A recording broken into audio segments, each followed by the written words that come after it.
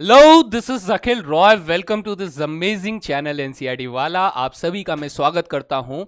आज हम लोग पढ़ने वाले हैं रिलेशंस चैप्टर का लेक्चर नंबर 2। भाई वेट कर रहे थे कि टाइप्स ऑफ रिलेशंस पढ़ाया जाएगा। टाइप्स ऑफ रिलेशंस जो है ये बच्चों को थोड़ा परेशान ज़रूर करता है, लेकिन मैं बहुत यकीनन बिल्कुल मज़ेदार तरीके से चीज़ों को सिंप्लीफाइड वे में आप लोगों के सामने रखूंगा। आप लोगों को क्या करना है, सिर्फ बात को अच्छे से सुनना है, लिखना भी है। साथ साथ कॉपी लेकर बैठते हो कि नहीं बैठते हो, या फिर सिर्फ अपना इंटरनेट खराब कर रहे हो बैठे बैठे हैं? जल्दी बताओ। कॉपी और पेन लेकर बैठो, साथ में एनसीईआरटी वगैरह भी खोलकर बैठो। क्या पता कोई सवाल ऐसा दिख जाए जो एनसीईआरटी का भी सॉल्व हो रहा हो साथ साथ। लेकिन नोट्स जरूर हाथों हाथ बनाया करें। वीडियो यूट्यूब में रहती है, रिकॉर्डेड होता है, पॉज करो, नोट्स बनाओ, फिर चालू करो, फिर पढ़ो, एंड इस तरीके से काम करो। तो नोट्स भी बनाते चलना है। और जनरली जब मैं किसी भी कॉन्सेप्ट को पढ़ाते हुए अंडरलाइन करता हूं, गोले बनाता हूं, बॉक्स बनाता हूं, तो वैसा ही कुछ आप लोग भी करें। सबसे पहली चीज तो ये होती है कि ये सारा का सारा जो नोट्स होता है वो आप लोगों को मिलता ही है, लेकिन भाई अपने नोट्स बनाने में मालूम कितना मजा आता है। वो मजा कौन फील करेगा? तुम करोगे कि नहीं करोगे? तो ये कहा जाता है कि अगर आप अपने नोट्स बनाते हो तो उसका ना एक इमेज हमारे दिमाग में यहां यहां सेट होता है, यहां पे किधर, इधर। लेकिन अगर आप किसी और के नोट्स देखते हो ना, तो वो बेटा दिमाग में सेट नहीं हो पाता है। तो कभी भी किसी के भी नोट्स चाहे आप पढ़ रहे हो, उसके अपने नोट्स जरूर बनाइए। बात समझ में आती है? तो इसी के साथ मैं यहां पर शुरू करूंगा। टाइप्स ऑफ रिलेशंस कहा जाता है कि थोड़ा कंफ्यूजिंग है, थोड़ा सा मुश्किल है, क्योंकि पहली बार बच्चों को ऐसी चीजें देखने को मिलती हैं और वो घबरा से जाते हैं कि ये क्या बावलापन है, ये क्यों कर रहे हैं, किस लिए कर रहे हैं। बेटा देखो, ऐसा है कि जब हम लोग मैथमेटिक्स को कोर मैथमेटिक्स में जा रहे होते हैं, जिसे हम लोग हायर मैथमेटिक्स में डिस्क्रीट मैथमेटिक्स कहते हैं। डिस्क्रीट मैथमेटिक्स में मैथमेटिक्स का जन्म कैसे होता है, वो चीज हमारा यहाँ पर डिस्क्रीट मैथमेटिक्स होता है। कि मैथमेटिक्स को अगर हम लोग बिल्कुल बेसिक लेवल से जब पढ़ना शुरू करते हैं, प्लस माइनस नहीं नहीं नहीं, प्लस माइनस से भी पहले चीजें आती हैं बेटा। वो क्या होती हैं? वो यही होती है जहां हम धीरे धीरे चीज़ों को इलेबरेट करते हैं। आगे आपके पास ये सेट रिलेशन फंक्शंस पढ़ने के बाद आपके पास ग्रुप्स आते हैं, सब ग्रुप्स आते हैं, रिंग्स आते हैं, सब रिंग्स आते हैं, मॉर्फिज्म्स आते हैं, और पता नहीं बहुत सारी चीज़ें आती हैं। तो थोड़ा ये ऐसा थियोरिटिकल टाइप ऑफ कॉन्सेप्ट होता है इसमें। जैसा कि मैंने आपको पहले भी बताया कि प्लस माइनस मल्टीप्लाई डिवाइड का इन्वॉल्वमेंट इसमें कम होता है। ज़्यादातर इसमें थ्योरी पार्ट आपको ज़्यादा समझना होता है। तो थ्योरी पार्ट के लिए क्या चाहिए होता है? सर कंसंट्रेशन चाहिए। वो वाला नहीं जिसमें कि हाई वो कंसंट्रेटेड एसिड जो होता है, सल्फ्यूरिक एसिड, वो वाला नहीं। कंसंट्रेशन, फोकस, है ना? तो फोकस आपको रखना होगा। और मैं तो बनाऊंगा ही, है नहीं? चले चलते हैं। तो आज हम लोग बात करेंगे types of relations. Different different types of relations कैसे होते हैं। चीज़ें उतनी ही लेवल तक रखेंगे जितना आप लोगों के लिए ज़रूरी है। जैसे कि बोर्ड्स का एग्ज़ाम ले लीजिए, चाहे वो सीबीएसई हो या फिर किसी भी तरह का बोर्ड हो, ये सब के लिए इनफ होगा।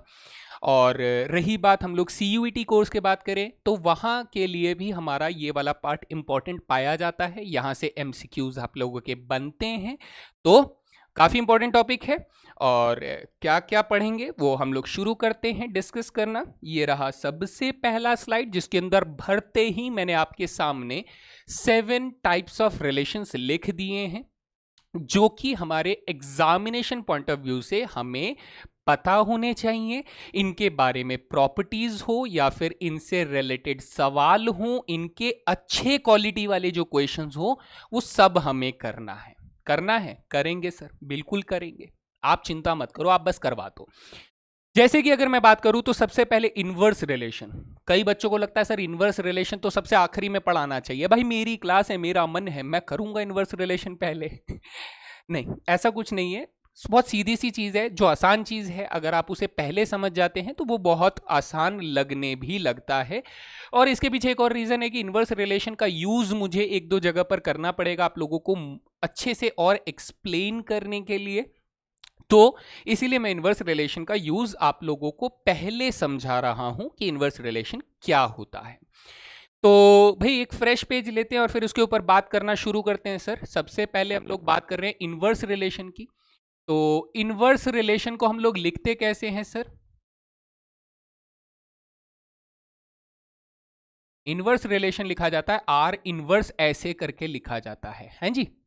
बड़ा ही यूनिक नोटेशन है, जैसा भी है ऐसा ही है। चलो अब अगर मैं बात करता हूं, सपोज कीजिए मैंने कोई रिलेशन की बात करी, कोई भी रिलेशन, फॉर एग्जाम्पल है बेटा, ये है ना एग्जाम्पल है, मतलब अगर कोई दूसरा क्वेश्चन होगा तो उसमें वैसे करना। कोई रिलेशन अगर हम लोग लिखते हैं कि सर 1 को ए के साथ मैप कर दिया, 1 को सी के साथ मैप कर दिया, 2 को हम लोगों ने बी के साथ मैप कर दिया और 3 को हम लोगों ने ए के साथ मैप कर दिया, और ये मेरा रिलेशन बन जाता है। So this is the relation. अब मैं बनाना चाहता हूं इसका इनवर्स रिलेशन। तो बहुत, जितना आपको लगता है कि नाम जितना मुश्किल सा लग रहा होगा, उतना ही आसान इसका काम हो जाता है। काम क्या है सर? अगर मुझे इसमें इनवर्स रिलेशन बनाना है तो ये जो 1a लिखा गया है ना, इसको आपको रिवर्स ऑर्डर में लिखना है। यानी कि जो डोमेन वाला एलिमेंट है वो रेंज वाला एलिमेंट बन जाएगा, और जो रेंज वाला एलिमेंट है वो डोमेन वाला एलिमेंट बन जाएगा। यानी कि सर ये बन जाएगा हमारे पास a,1, ये बन जाएगा हमारे पास c,1, ये बन जाएगा b,2 और ये बन जाएगा a,3। So this will be the required inverse relation. मुश्किल था? एकदम नहीं, हलवा, वो भी मीठा मीठा एकदम बढ़िया वाला, काजू कश्मीर डला हुआ, है ना? इजी था, बिल्कुल कुछ नहीं करना है आपको। आपको एलिमेंट्स के जो ऑर्डर्ड पेयर्स हैं उनको रिवर्स ऑर्डर में लिखना है। That are the elements of inverse relation. ठीक है, inverse relation sir very easy, बात समझ में आ गई है। डेफिनेशन की बात करें तो देखो कैसे लिखा गया है सर। डेफिनेशन लिखा जा रहा है हमारा कि अगर a कॉमा बी जो है वो रिलेशन में है तो सर b कॉमा a जो होगा वो r इनवर्स का रिलेशन होगा, r इनवर्स के अंदर प्रेजेंट होगा। This is by definition, bye mathematical explanation हम लोग इस तरीके से बोल सकते हैं कि अगर a कॉमा बी एलिमेंट जो है वो रिलेशन के अंदर है तो इसका मतलब b कॉमा a एलिमेंट को इनवर्स रिलेशन में होना पड़ेगा। अगर 1,2 है तो 2,1 होना पड़ेगा, अगर XY है तो YX इनवर्स रिलेशन में होना पड़ेगा। ठीक है सर, वेरी इजी, कुछ भी नहीं था इसमें, हलवा खेल था। नेक्स्ट रिलेशन क्या कहता है? Next relation is about the identity relation. Identity relation sir, identity matrix आप लोगों ने पढ़ा था, क्या ये वही है? नहीं। आइडेंटिटी का मतलब होता है बेटा इकाई। इकाई मतलब क्या होता है कि हम लोग जो चीज ले रहे हैं कुछ वैसा ही रिजल्ट हमारे पास आ जाए, ऐसा कोई काम करने वाला, कोई ऑपरेटर हो, कोई मैट्रिक्स हो, कोई रिलेशन हो या फिर कोई फंक्शन हो, तो इस तरीके के चीजों को हम लोग आइडेंटिटी वर्ड से डिनोट करते हैं। लेकिन यहां पे आइडेंटिटी रिलेशन का मतलब क्या होता है? आइडेंटिटी रिलेशन जो होता है बेटा वो किसी दो सेट्स में नहीं बनता है, जनरली दो सेट्स में नहीं बनता है, वो जनरली एक ही सेट में बनता है। It is a binary relation. सबसे पहले इसको क्या होना पड़ेगा? इसको एक बाइनरी रिलेशन होना पड़ेगा, और बाइनरी रिलेशन के हिसाब से ये आइडेंटिटी रिलेशन कब बनाएगा? जब ये सेम एलिमेंट को सेम एलिमेंट से मैपिंग करेगा। जैसे सर, जैसे जैसे जैसे ऐसे सपोज कीजिए आपने यहां पर 1 2 3 आपने एक सेट ए बनाया, आपने इसके एक सामने यहां पर 1 2 3 दूसरा सेट ए बनाया, तो आपने क्या किया सर? सेट ए से सेट ए मर आपने एक रिलेशन बनाया, तो this is a binary relation. इतना तो समझ में आता है कि ये बाइनरी रिलेशन है। लेकिन ये आइडेंटिटी किस कंडीशन में बनेगा? जब आप 1 की मैपिंग 1 से करोगे, 2 की मैपिंग 2 से करोगे और 3 की मैपिंग 3 से करोगे, यानी सेम एलिमेंट की मैपिंग सेम एलिमेंट से करोगे, तब ही ये सिर्फ आइडेंटिटी एलिमेंट, आइडेंटिटी रिलेशन कहलाएगा। अगर हम लोग ऐसा कुछ कर देते हैं दोस्त, इसको थोड़ा सा और समझ लो, क्योंकि कुछ बच्चों के मन में अगर सवाल उठता है, ठीक है, जैसे मेरे मन में भी उठा था कि सर अगर 1 2 3 ऐसे करके अगर मैंने एक रिलेशन बनाया और मैंने कहा कि सर मैंने 1 को तो 1 से मैप कर दिया, मैंने 2 को 2 से मैप कर दिया, मैंने 3 को 3 से मैप कर दिया, क्या हो सर अगर मैंने 1 को 3 से मैप कर दिया, या आपका मन करे आपने कहा कि 1 को सर 2 के साथ मैप कर दिया, तो क्या ये एक आइडेंटिटी रिलेशन कहलाएगा? हाँ या ना? तो बेटा ये तो सर हमारा आइडेंटिटी रिलेशन कहलाएगा। ये कंफर्म है, this is an identity relation, identity relation, लेकिन ये वाला नॉट आइडेंटिटी रिलेशन हो जाएगा बेटा, ये एक आइडेंटिटी रिलेशन नहीं कहलाएगा। क्यों नहीं कहलाएगा? क्योंकि सर यहां पर एक एलिमेंट ऐसा है जिसकी मैपिंग अपने साथ तो हो ही रही है, लेकिन एक अदर एलिमेंट के साथ भी मैपिंग हो रही है। यानी 1 की मैपिंग सर 1 के अलावा किसी और से नहीं होनी चाहिए थी, 1 की मैपिंग अपने आप से ही होनी चाहिए थी, क्योंकि अगर किसी और एलिमेंट के साथ हो जाता है तो हम लोग इसे आइडेंटिटी रिलेशन अब नहीं बोलेंगे।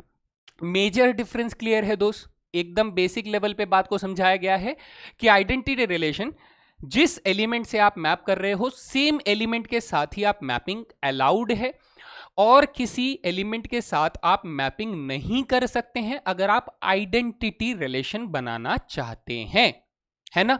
डन है भाई, एकदम बिल्कुल बेसिक डेफिनेशन क्लियर है। जी सर, बिल्कुल बेसिक डेफिनेशन हमारी क्लियर है। ये हमारा दूसरा कोई रिलेशन हो जाता है, सपोज आर हम लोग बोल देते हैं। नेक्स्ट, आइडेंटिटी रिलेशन क्लियर है। डेफिनेशन की अगर बात करें तो सर डेफिनेशन हमसे क्या कह रहा है? डेफिनेशन कह रहा है कि सर आर एक ऐसा रिलेशन है जिसमें सिर्फ कौन से एलिमेंट्स अवेलेबल हैं? जिसमें सर सिर्फ ए एलिमेंट ही अवेलेबल है, यानी ए कॉमा ए ही होगा और कुछ नहीं होगा, और कछु नहीं होगा। जी ठीक है, चल आगे चलते हैं। अब यहां से ये जो 4 रिलेशंस आ रहे हैं बेटा, ये आपके एग्जामिनेशन पॉइंट ऑफ व्यू से सुपर डुपर इंपॉर्टेंट बेटा, ठीक है? जैसे आईफोन का प्रो, नोट प्रो, पता नहीं क्या प्लस मैक्स आता रहता है, वैसा वाला रिलेशन टाइप्स है कि ये इंपॉर्टेंट है, और सबसे ज्यादा सवाल जो सेट किए जाते हैं वो इन्हीं रिलेशंस पर किए जाते हैं। तो सबसे पहले हम लोग एक एक करके बात करना शुरू करेंगे। Reflexive relation, symmetric relation, anti symmetric relation, transitive relation, ये सारी चीजें हम लोग एक एक करके देखेंगे। तो सबसे पहले मैं शुरुआत करता हूं आप लोगों का रिफ्लेक्सिव रिलेशन से, ठीक है? रिफ्लेक्सिव रिलेशन आपसे क्या कह रहा है? अच्छा, मैं एक स्लाइड लेकर आया था जिसमें आप लोगों के लिए कुछ इंपॉर्टेंट था, तो वो थोड़ा सा नोट कर लो दोस्त। वो नोट करने का ये कि जैसे हम लोगों ने एक एग्जाम्पल अभी आप लोगों के लिया था, वो एग्जाम्पल ऐसे था कि इनवर्स रिलेशन बनाने से पहले एक रिलेशन हमारे पास होना चाहिए। सपोज कीजिए ए का हमने 1 से मैपिंग कर दिया, बी का हम लोगों ने 2 से मैपिंग कर दिया, बी का हम लोगों ने 3 से मैपिंग कर दिया, और सी का हम लोगों ने 2 से मैपिंग कर दिया, एंड क्लोज। तो जब हम लोग इसका आर इनवर्स बनाएंगे दोस्त, तो आर इनवर्स क्या हो जाएगा? 1 कॉमा ए हो जाएगा, 2 कॉमा बी हो जाएगा, 3 कॉमा बी होगा, एंड सी कॉमा 2 हो जाएगा। So these will be the elements of the are inverse.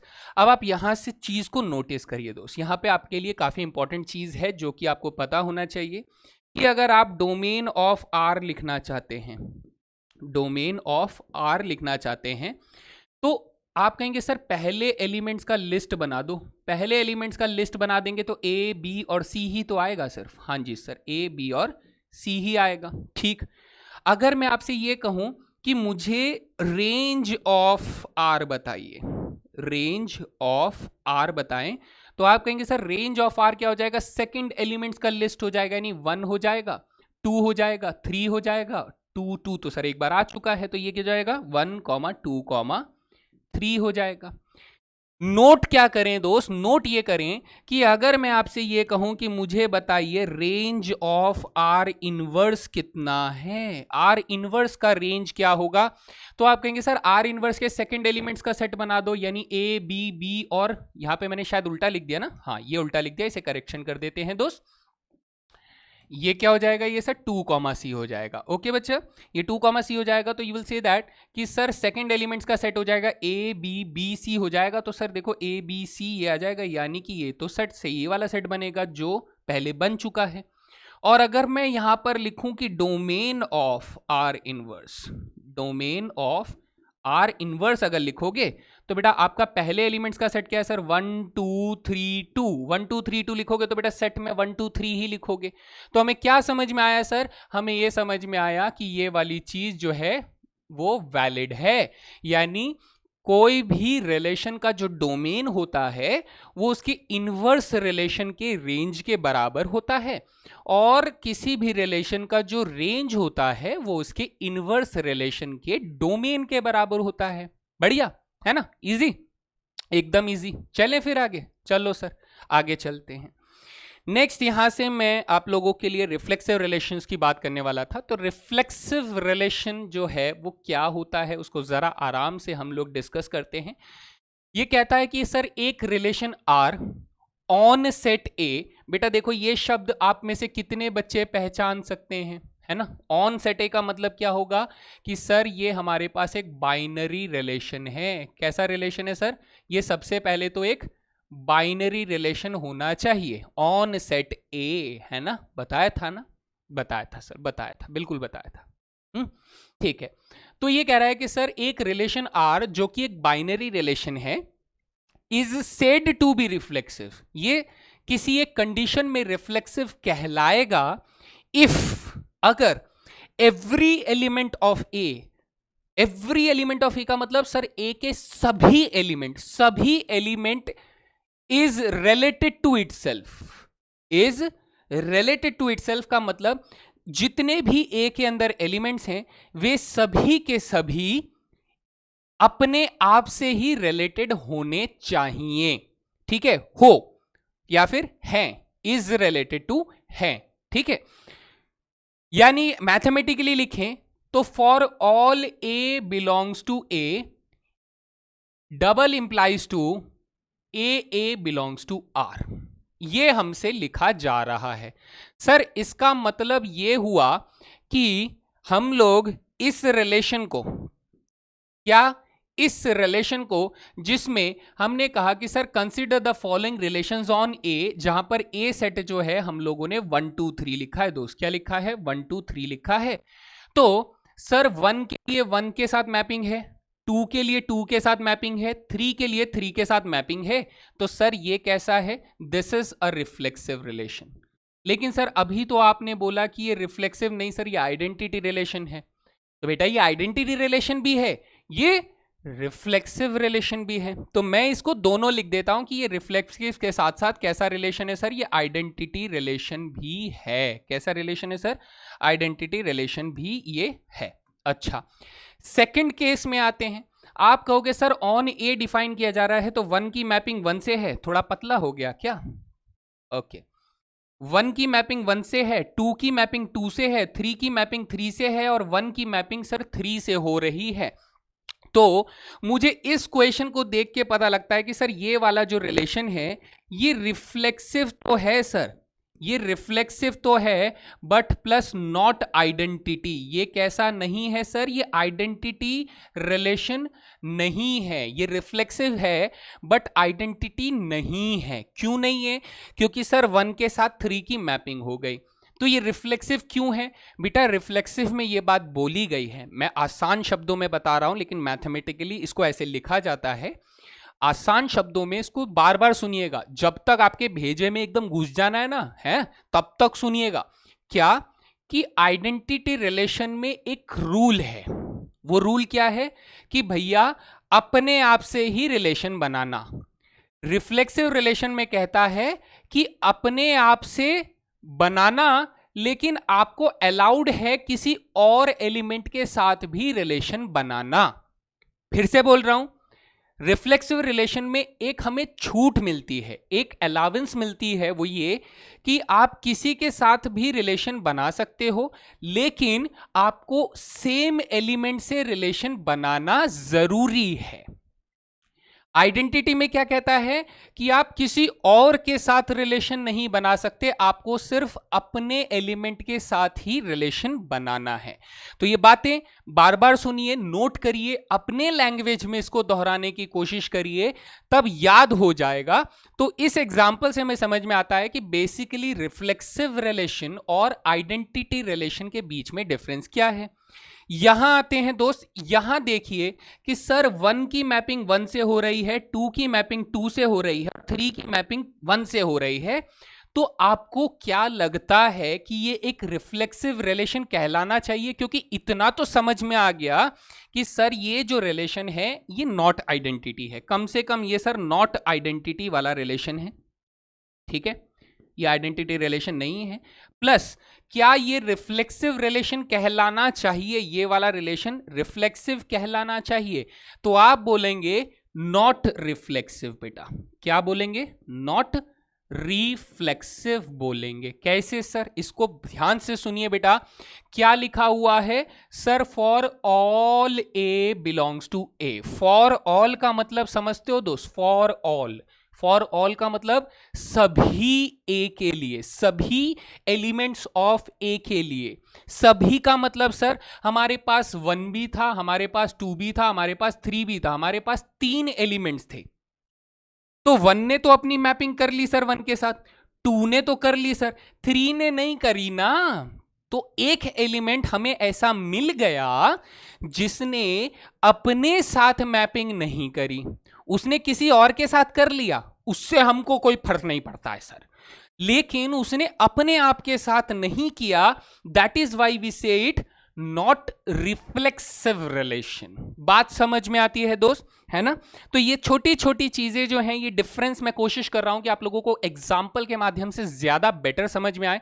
अब मैं यहां पर लेकर चलता हूं आप लोगों को इस एग्जाम्पल्स में कि किस किस तरीके के मेजर इंपॉर्टेंट रिलेशंस हैं जो कि जनरली आप लोगों के एनसीईआरटी वगैरह या फिर अलग अलग हेल्प बुक्स में इन्हीं तरह के क्वेश्चंस आपको दिए जाते हैं। तो मैं एक एक रिलेशन को थोड़ा थोड़ा करके आप लोगों को एक्सप्लेन करूंगा। जैसे सबसे पहले बेटा ये जो लिखा हुआ है ये हमारा कौन है? ये सर आइडेंटिटी रिलेशन है। ये कौन है? Identity relation. ठीक है सर।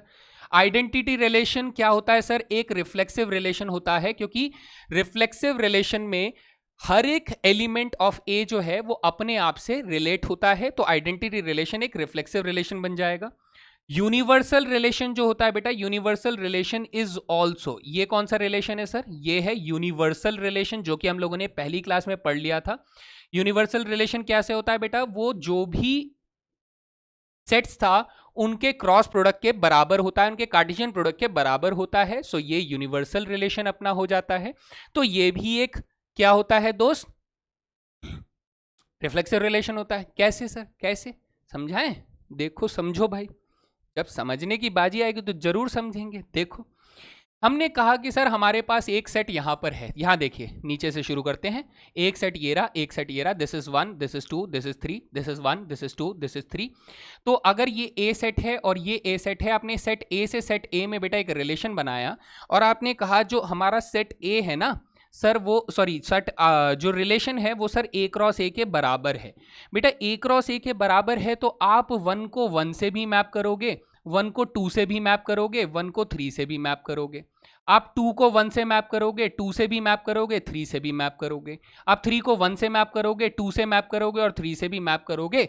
यानी कुल मिलाकर आप लोग 1 को 1 से जरूर मैप करोगे, 2 को भी 2 से जरूर मैप करोगे और 3 को भी 3 से मैप करोगे।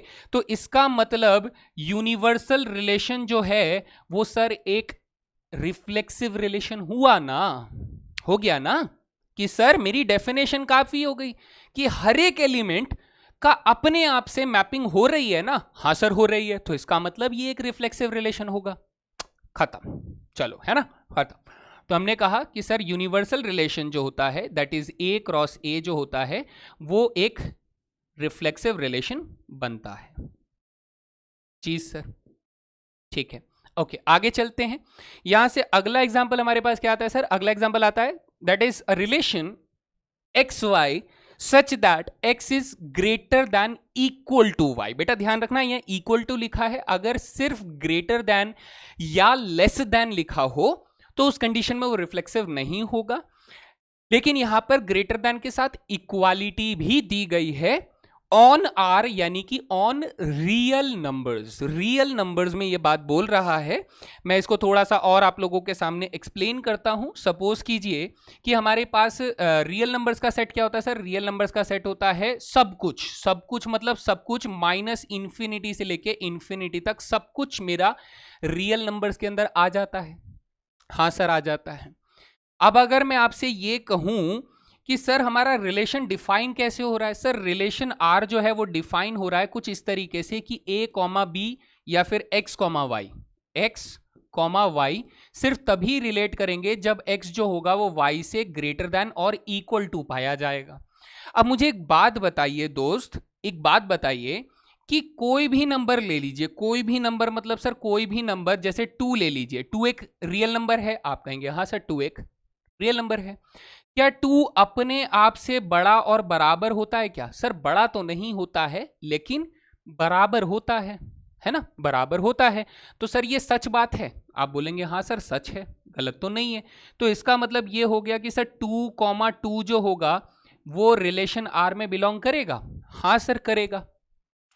तो इसको इन जनरल अगर हम लोग लिखना चाहें तो क्या मैं इसे इन जनरल ऐसे लिखूं कि सर कोई भी रियल नंबर x जो है वो अपने आप से बड़ा बराबर होता है क्या? आप कहेंगे हाँ सर अपने आप से बड़ा तो नहीं लेकिन बराबर जरूर होता है। तो इसका मतलब ये हुआ कि x कॉमा x जो है वो हमेशा रिलेशन में बिलोंग करेगा। अब ये x की वैल्यू चाहे कुछ भी रखो तो ये सेटिस्फाई करेगा। और सर करेगा तो इसका मतलब क्या हो जाएगा? रिफ्लेक्सिव हो जाएगा, है ना दोस्त? क्या हो जाएगा दोस्त? रिफ्लेक्सिव हो जाएगा। सर एक हमारा केस क्लियर हो गया, हैं जी? पहला केस क्लियर हो गया। दूसरे केस की तरफ चलते हैं। चलो अगला केस हमसे क्या कह रहा है सर? अगला केस कह रहा है कि R is a relation of some sets xy such that x is a subset of y on the power set of x आप लोगों को दिया जा रहा है ना? पावर सेट ऑफ कोई x दिया जा रहा है। तो यहां पर हमसे कह रहा है कि सर जो रिलेशन है उसकी डेफिनेशन को लिख देते हैं।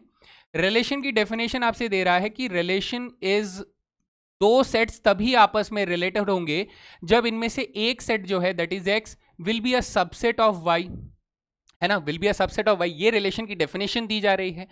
तो आप मुझे एक बात बताइए कि क्या सर एक्स अपने आप का सबसेट होता है या नहीं? एक्स क्या अपने आप का सबसेट होता है या नहीं? Is x is a subset of itself और नॉट? भाई सेट थ्योरी के अंदर हम लोगों ने जाना कि every set is a subset of itself. ये बात हम लोगों ने पढ़ी है ना? कैसे पढ़ी है भाई? लिख देते हैं कि सर सेट थ्योरी में हम लोगों ने पढ़ा every set is subset of itself. कोई भी सेट जो है वो अपने आप का सबसेट होता है। क्या होता है सर? अपने आप का सबसेट होता है। देन हम लोग ये कह सकते हैं कि सर ये वाली बात जो है ये ट्रू हो जाती है, दिस स्टेटमेंट इज ट्रू हो जाती है। और अगर बेटा ये ट्रू हो जाती है जब मैंने एवरी सेट बोल दिया कि हर एक सेट, सर हर एक सेट, तो इसका मतलब ये भी रिफ्लेक्सिव हो जाता है। ओरे वाह सर, ये भी रिफ्लेक्सिव हो जाता है ना? चलो आगे देखते हैं। और कोई एग्जाम्पल है क्या? और कोई एग्जाम्पल है? एक और एग्जाम्पल होगा वो भी देख लेते हैं। यहां देखिए सर अगला रिलेशन कुछ ऐसे दे रहा है। दो लाइंस की बात हो रही है L1 एंड L2। ये दोनों तभी रिलेटेड होंगे अगर ये दोनों एक दूसरे से पैरेलल पाए गए on the set of lines in 2 dimensions. ठीक है सर, कोई बात नहीं। इस क्वेश्चन को हम लोग लिख लेते हैं कि ये कह रहा है कि सर रिलेशन की डेफिनेशन क्या है कि L1 और L2 तभी रिलेटेड होंगे जब L1 जो होगा वो पैरेलल होगा बेटा L2 से। ये डेफिनेशन हमें रिलेशन की दी जा रही है। अब मुझे एक बात बताइए, ठीक है, ये सवाल का आंसर आपका हाँ या ना में आना चाहिए बेटा। अपनी अंतरात्मा से पूछना है कि सर क्या L1 अपने आप से पैरेलल होता है या नहीं? हाँ या ना में जवाब दीजिए कि क्या L1 अपने आप से ही पैरेलल होगा या नहीं होगा? हाँ बेटा वो तो होता है। कोइंसिडेंट की कंडीशन को हम लोग पैरेलल लाइंस भी कहते हैं। तब आप कहोगे कि sir yes every line is parallel to itself. यहां पर आप लोग हिंट लिख दोगे या फिर अपना रीजन के फॉर्म में लिख दोगे कि every line is parallel to itself, is parallel to itself. अपने आप से वो पैरेलल ही पाया जाता है। तो इसका मतलब सर ये वाला जो स्टेटमेंट था, इस स्टेटमेंट का आंसर क्या हो जाता है सर? इस स्टेटमेंट का आंसर हो जाता है ट्रू। क्या हो जाता है सर? स्टेटमेंट का आंसर हो जाता है ट्रू। और सर ट्रू हो जाता है तो हम लोग क्या बोलेंगे? रिफ्लेक्सिव है। एवरी के लिए था सर, एवरी के लिए था, तो एवरी मतलब कोई भी एलिमेंट नहीं छूटेगा, कोई भी लाइन नहीं छूटेगा। Every line is parallel to itself, yes, then it is reflexive, ये अपने आप के साथ इमेज बनाएगा, ये चाहे किसी और लाइन के साथ बनाए ना बनाए अपने को परवाह नहीं पड़ता है सर, लेकिन ये अपने आप से रिलेशन बना रहा है तो it is a reflexive relation. हैं जी, क्लियर है एकदम? ठीक है, तो जैसे ही ये स्लाइड खत्म होना तो बेटा यस लिखने का कमेंट सेक्शन में कि हाँ सर रिफ्लेक्सिव डन है। मुझे पता होना चाहिए कि बच्चे को कौन कौन सा रिलेशन एकदम चमक के समझ में आया है। हैं जी, अब सर आगे चलते हैं। आगे क्या है हमारे पास? रिफ्लेक्सिव रिलेशन समझ में आने के बाद हम लोग चलते हैं बेटा सिमेट्रिक रिलेशन। ठीक है, सिमेट्रिक रिलेशन, अब ये और मजेदार चीज है। कैसे? ये कहता है कि सर हम ना ऐसा करते हैं कि अब हम चाहे इधर से सामने सामने यानी कि सेम एलिमेंट के साथ मैपिंग करें ना करें परवाह नहीं। अब मुझे रिफ्लेक्सिव और आइडेंटिटी वाला जो केस है ना वो परवाह नहीं पड़ता, अब मुझे कुछ और देखना है। वो क्या देखना है? वो ये देखना है कि सर अगर किसी एलिमेंट ने किसी दूसरे एलिमेंट के साथ मैपिंग करी है ना, किसी एलिमेंट ने अपने साथ नहीं किसी दूसरे एलिमेंट के साथ मैपिंग करी, तो क्या उस एलिमेंट ने इसके साथ मैपिंग करी?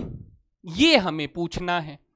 जैसे मैं आपको एग्जाम्पल के तौर पे समझाता हूं, इसे समझिएगा कि सर होता तो ये भी क्या है सर, एक बाइनरी रिलेशन होता है। रिलेशन ऑन आर का मतलब क्या होता है सर? बाइनरी रिलेशन होता, ये भी बाइनरी रिलेशन है। तो लेट अस अज्यूम हमने कहा सर एक सेट आपने यहां पर ए सेट बना दिया, आपने एक सेट यहां पर और बना दिया, ए सेट बना दिया। अब आप कहते हैं कि सर एक रिलेशन हम लोग आर बनाते हैं जो ए से ए तक जा रहा है। जी सर, तो इसमें हमने कहा सर 1 को मैंने 3 के साथ मैपिंग कर दी और मैंने कहा कि सर 3 को मैंने 2 के साथ मैप कर दिया। मैंने क्या किया? 3 को मैंने 2 के साथ मैप कर दिया और 2 को मैंने 1 के साथ मैप कर दिया। मैंने ऐसे कर दिया। तो अब आप देखिए इसके अंदर कितनी बड़ी बड़ी प्रॉब्लम्स हैं जिनका आंसर आपको खुद मिलेगा। कि आपने कहा कि इस रिलेशन को अगर मैं लिखने की कोशिश करूं तो आप कहेंगे कि सर 1,3 आपने लिखा, 2,1 आपने लिखा और 3,2 आपने लिखा, है ना?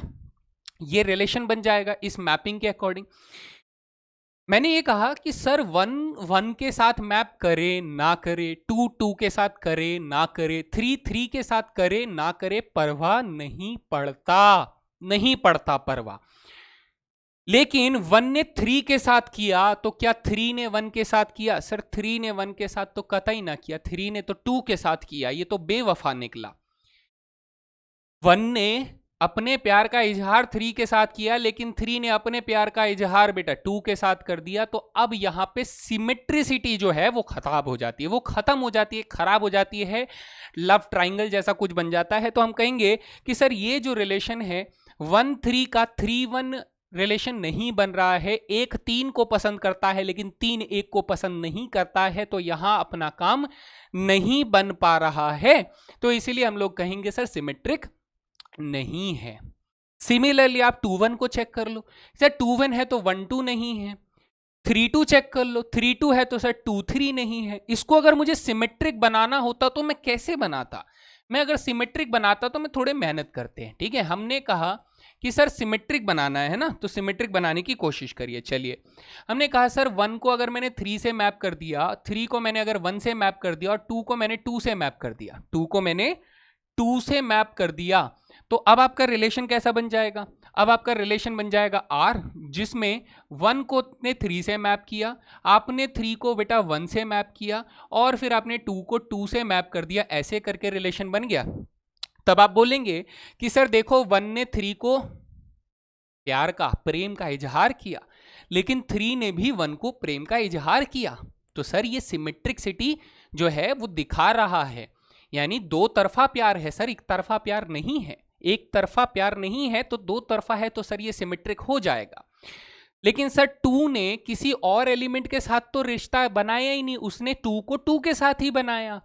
तो जब 2 ने 2 के साथ बनाया तो यहां पे सिमेट्रिक एलिमेंट्स या सिमेट्रिक की प्रॉपर्टी आपको चेक करने की आवश्यकता नहीं है, क्योंकि सिमेट्रिक आप सिर्फ तभी चेक करते हैं जब एक एलिमेंट दूसरे एलिमेंट के साथ मैपिंग करता हो। मैं बहुत सोच समझकर शब्दों का इस्तेमाल कर रहा हूं, मेरे शब्दों पर पूरा ध्यान दें बच्चा। मैथमेटिकली भी सच लिखा गया है और मैं आपको उस लैंग्वेज को आसान बनाने के लिए सही शब्दों का चुनाव कर रहा हूं कि 1 को 3 के साथ मैपिंग हुई तभी मैंने सिमेट्रिक की कंडीशन चेक करी, और सर 1 की 3 से हुई, 3 की 1 से हुई तो सिमेट्रिक हो गया।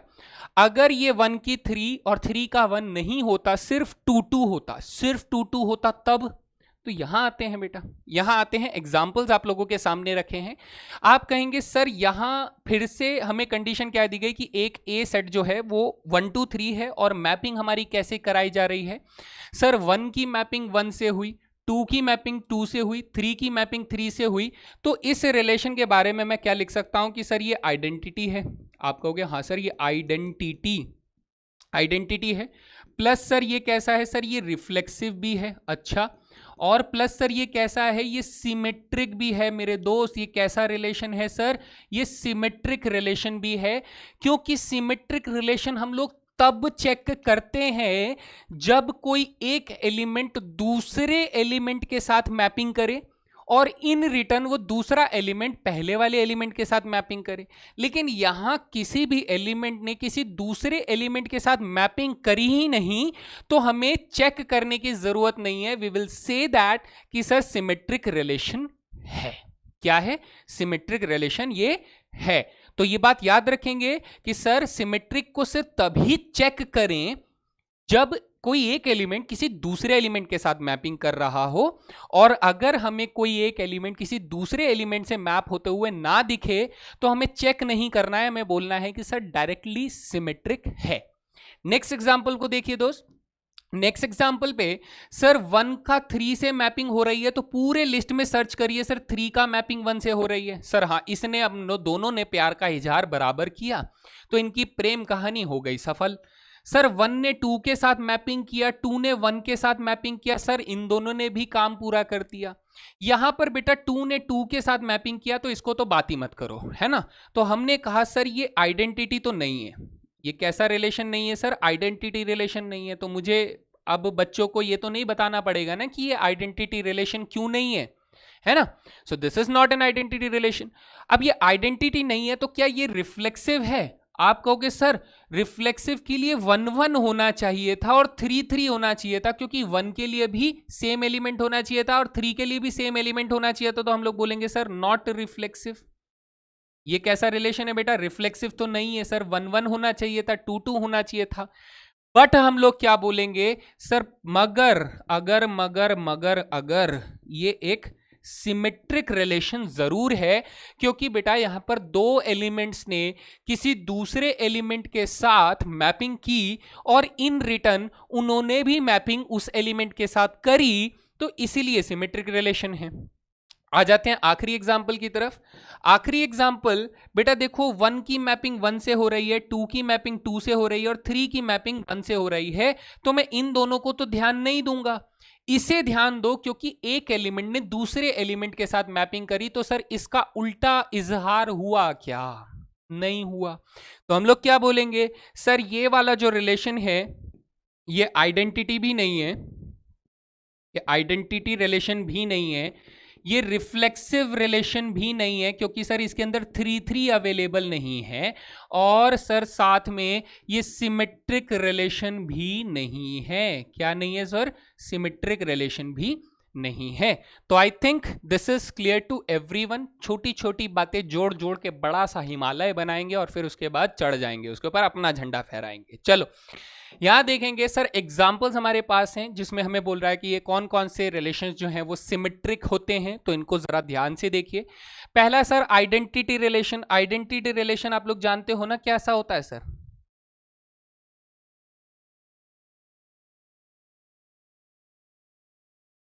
Identity relation. और ये कौन सा रिलेशन होता है सर? Universal relation. ठीक है, ये दोनों ही सर कैसे होंगे? ये दोनों ही मेरे सिमेट्रिक रिलेशंस के कैटेगरी में डाले जाएंगे। समझ सकते हो ना कैसे? जैसे मैं अगर आप लोगों को समझाऊं आइडेंटिटी रिलेशन में 1 1 2 2 3 3 4 4 चाहे जितने भी एलिमेंट्स हो वो सेम एलिमेंट्स के साथ मैपिंग करेंगे। लेकिन हमने ये बात समझी कि सर अगर हम लोग सेम एलिमेंट्स की मैपिंग कर रहे हैं तो वहां पर हम लोग सिमेट्री की प्रॉपर्टी को चेक ही नहीं करते, वो ऑटोमेटिकली सिमेट्रिक कहा जाता है। यूनिवर्सल रिलेशन में हर एलिमेंट का दूसरे एलिमेंट के साथ मैपिंग जरूर होता है, तो इसका मतलब उल्टा भी हुआ होगा, उल्टा भी हुआ होगा, है ना, उल्टा भी हुआ होगा। तो आपको मैं एक एग्जांपल के थ्रू फिर भी बता देना चाहता हूं कि बेटा अगर आप ए क्रॉस बी बनाते हो, चलो यहां पर एग्जांपल देखिएगा दोस्त, इधर एग्जांपल लेते हैं।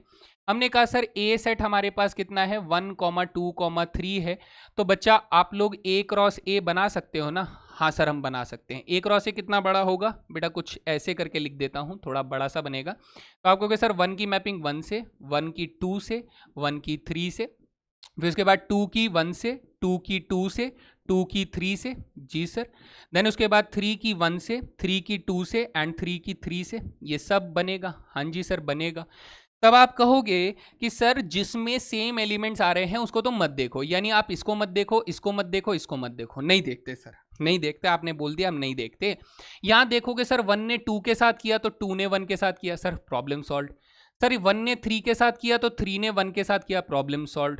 सर 2 ने 3 के साथ किया, 3 ने 2 के साथ किया, प्रॉब्लम सॉल्व। तो क्या ये एक रिफ्लेक्सिव रिलेशन है या नहीं है? तो आप कहोगे हाँ सर है तो सही।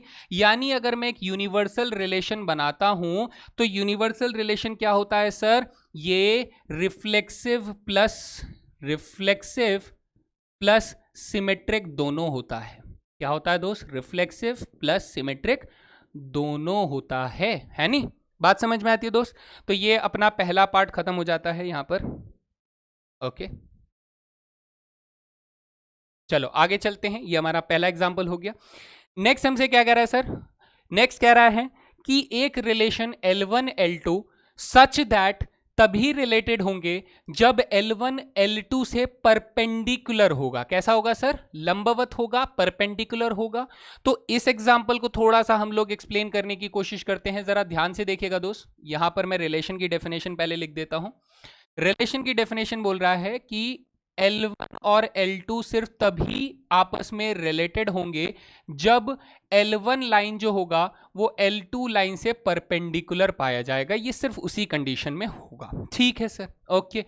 मुझे एक बात बताइए कि अगर इज, ठीक है, या फिर इस की जगह मैं आपको बोलूं कि इफ L1 लाइन जो है वो L2 लाइन से परपेंडिकुलर है, देन L2 लाइन जो है वो L1 लाइन से परपेंडिकुलर होता है या नहीं? बहुत ही सिंपल सा क्वेश्चन है भाई, बहुत ही सिंपल सा क्वेश्चन है। मैं आपको इसको ड्रॉ करके भी बता देता हूं अगर किसी बच्चे को नहीं समझ में आता है। सर एक लाइन हमारी ये हो गई, लेट अस से दिस इज लाइन नंबर 1। एक लाइन सर हमारी ये हो गई, दिस इज, लेट अस से दिस इज लाइन नंबर 2। तो मैं कह रहा हूं कि सर लाइन नंबर 1 जो है वो लाइन नंबर 2 पे 90 डिग्री सेट कर रहा है, तो लाइन नंबर 2 जो है वो भी तो लाइन नंबर 1 पे 90 डिग्री ही सेट करेगा। तो इसका मतलब आप लोग यहां से कहोगे कि सर इसका आंसर तो यस हो गया, यस है ना। और यस हो गया तो हम ये कहेंगे कि सर L1 और L2, अगर L1 और L2 रिलेशन में बिलोंग कर रहे हैं तो इसका मतलब सर L2 L1 जो है वो भी रिलेशन में बिलोंग करेगा। और हम कहेंगे कि sir therefore it is symmetric relation. कैसा रिलेशन सर? सिमेट्रिक रिलेशन ये बन जाएगा। मुझे कमेंट सेक्शन में बताएंगे इस क्वेश्चन के लिए, इस क्वेश्चन के लिए आप कमेंट सेक्शन में बताएंगे कि is it reflexive, is it reflexive, क्या ये रिलेशन आपके हिसाब से रिफ्लेक्सिव कहलाएगा या नहीं कहलाएगा? ये आप लोगों का होमवर्क हो जाता है। हैं जी, बढ़िया जी सर, ठीक है। अगला सवाल देखते हैं। सर अगले क्वेश्चन में कह रहा है कि एक रिलेशन है दो नंबर्स ए बी के बीच में जहां पर उन दोनों का HCF जो है वो 1 होना चाहिए। क्या होना चाहिए? उन दोनों का हाईएस्ट कॉमन फैक्टर जो है वो 1 होना चाहिए। और इस रिलेशन को डिफाइन कहां किया गया बेटा? ऑन n, नेचुरल नंबर्स पर डिफाइन किया गया है। तो चलिए इसके डेफिनेशन को लिख देते हैं पहले, तो यही पेज इतना ही यूज कर लेते हैं। इधर डेफिनेशन सेज दैट कि रिलेशन आर जो है वो ए और बी को तब रिलेटेड बोलेगा जब हमारा HCF जो होगा ए और बी का वो हमारे पास 1 के बराबर होगा और हमारे ए और बी दोनों के दोनों नेचुरल नंबर से पिक किए जा रहे हैं। तो let us take an example बेटा, let us take an example कि हम लोग लेट करते हैं कि सर ए जो है वो 3 ले लेते हैं और बी जो है वो बेटा 5 ले लेते हैं। तब आप कहोगे कि सर HCF ऑफ 3 और 5 जो होता है बेटा, 3 और 5 का HCF कितना होता है, 1 होता है। तो आप कहोगे कि सर 3,5 जो होगा वो रिलेशन का एक एलिमेंट हो जाएगा। आप कहोगे हाँ सर। लेकिन इसका उल्टा रिवर्स इमेज की अगर मैं बात करूं तो मुझे ये बताइए कि क्या सर HCF ऑफ 5,3 जो होता है वो 1 होता है। आप कहेंगे हाँ सर बिल्कुल होता है, दिस इज ट्रू स्टेटमेंट, है ना, दिस इज ट्रू स्टेटमेंट। और अगर ट्रू है तो आप क्या बोलोगे, आप बोलोगे सर इसका मतलब 5,3 जो है वो भी रिलेशन में आएगा।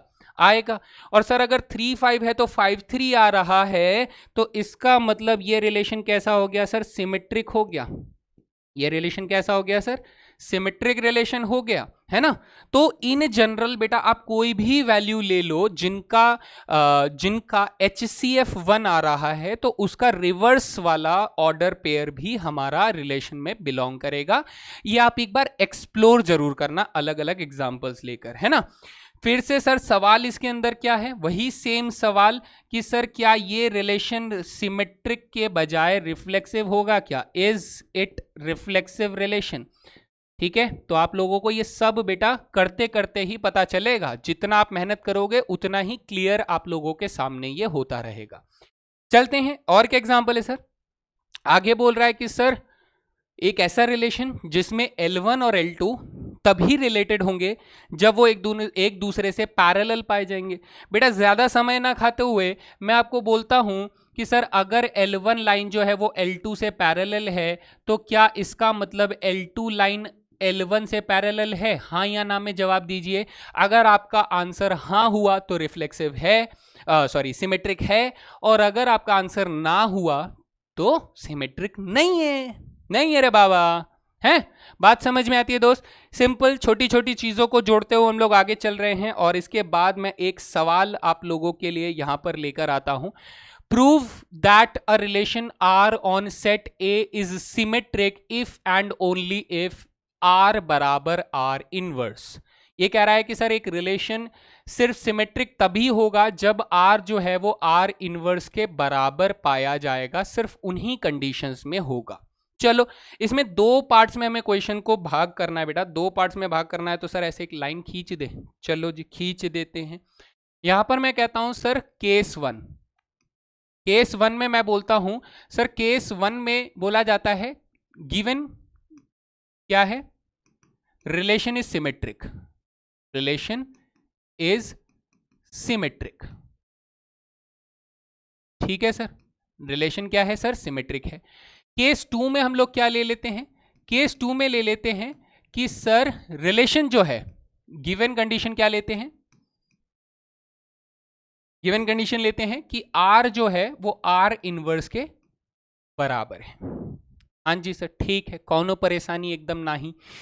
तो अगर रिलेशन सिमेट्रिक है तो इसका मतलब ये हुआ कि फॉर, ठीक है, प्रूफ क्या करना है इधर सर, प्रूफ क्या करना है, प्रूफ पहले लिख देता हूं भाई, ठीक है। इसमें प्रूफ क्या करना है सर, प्रूफ आर बराबर आर इनवर्स, इसमें प्रूफ करना है। इसमें प्रूफ क्या करना है सर, इसमें प्रूफ करना है कि आर इज सिमेट्रिक। हाँ जी, आर इज सिमेट्रिक। ठीक है सर, ठीक है सर, एकदम ठीक। चलो प्रूफ करना शुरू करते हैं, और इसका प्रूफ कैसे करेंगे। हमने कहा सर रिलेशन सिमेट्रिक है, ठीक है, प्रूफ लिख रहे हैं बच्चे, यहां ध्यान से देखिएगा।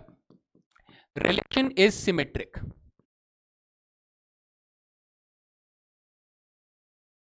Relation is symmetric. अच्छा, तो इसका मतलब ये हुआ, it implies that for all A, B belongs to relation implies that B comma A belongs to relation, यानी अगर ए कॉमा बी रिलेशन में है तो बी कॉमा ए को रिलेशन में होना पड़ेगा बिकॉज रिलेशन सिमेट्रिक है। ठीक है सर, ओके सर। इससे मैं ये कहूंगा but B comma A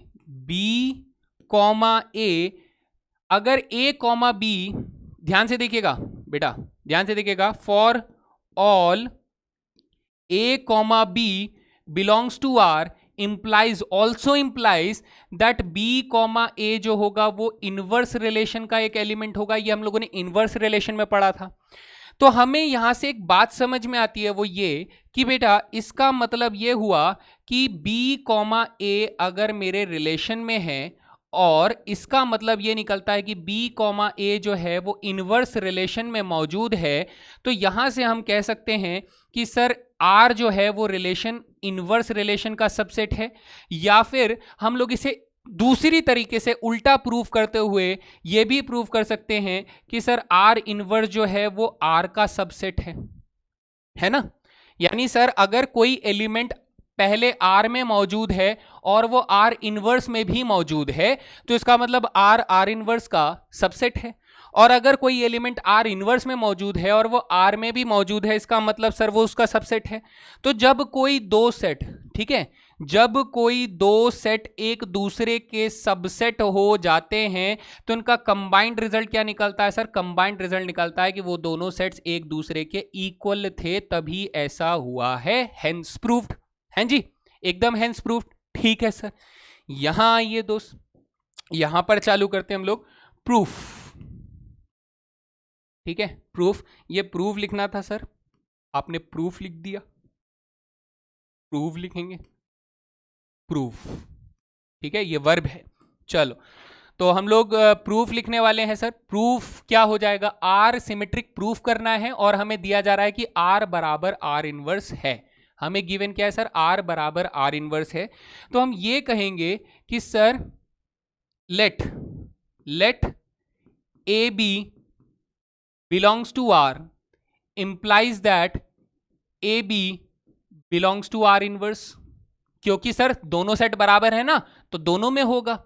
but if AB belongs to R implies that BA belongs to R। हैं जी, ठीक है। या फिर हम लोग इसे कुछ और तरीके से लिख सकते हैं। कैसे?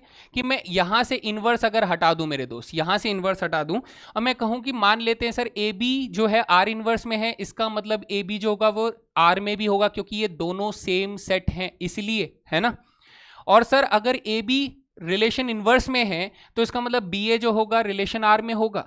तो इन दोनों स्टेटमेंट को जरा कंबाइन तो करके देखो मेरे दोस्त। इन दोनों स्टेटमेंट को आप कहोगे कि sir for AB belongs to R implies that BA belongs to R।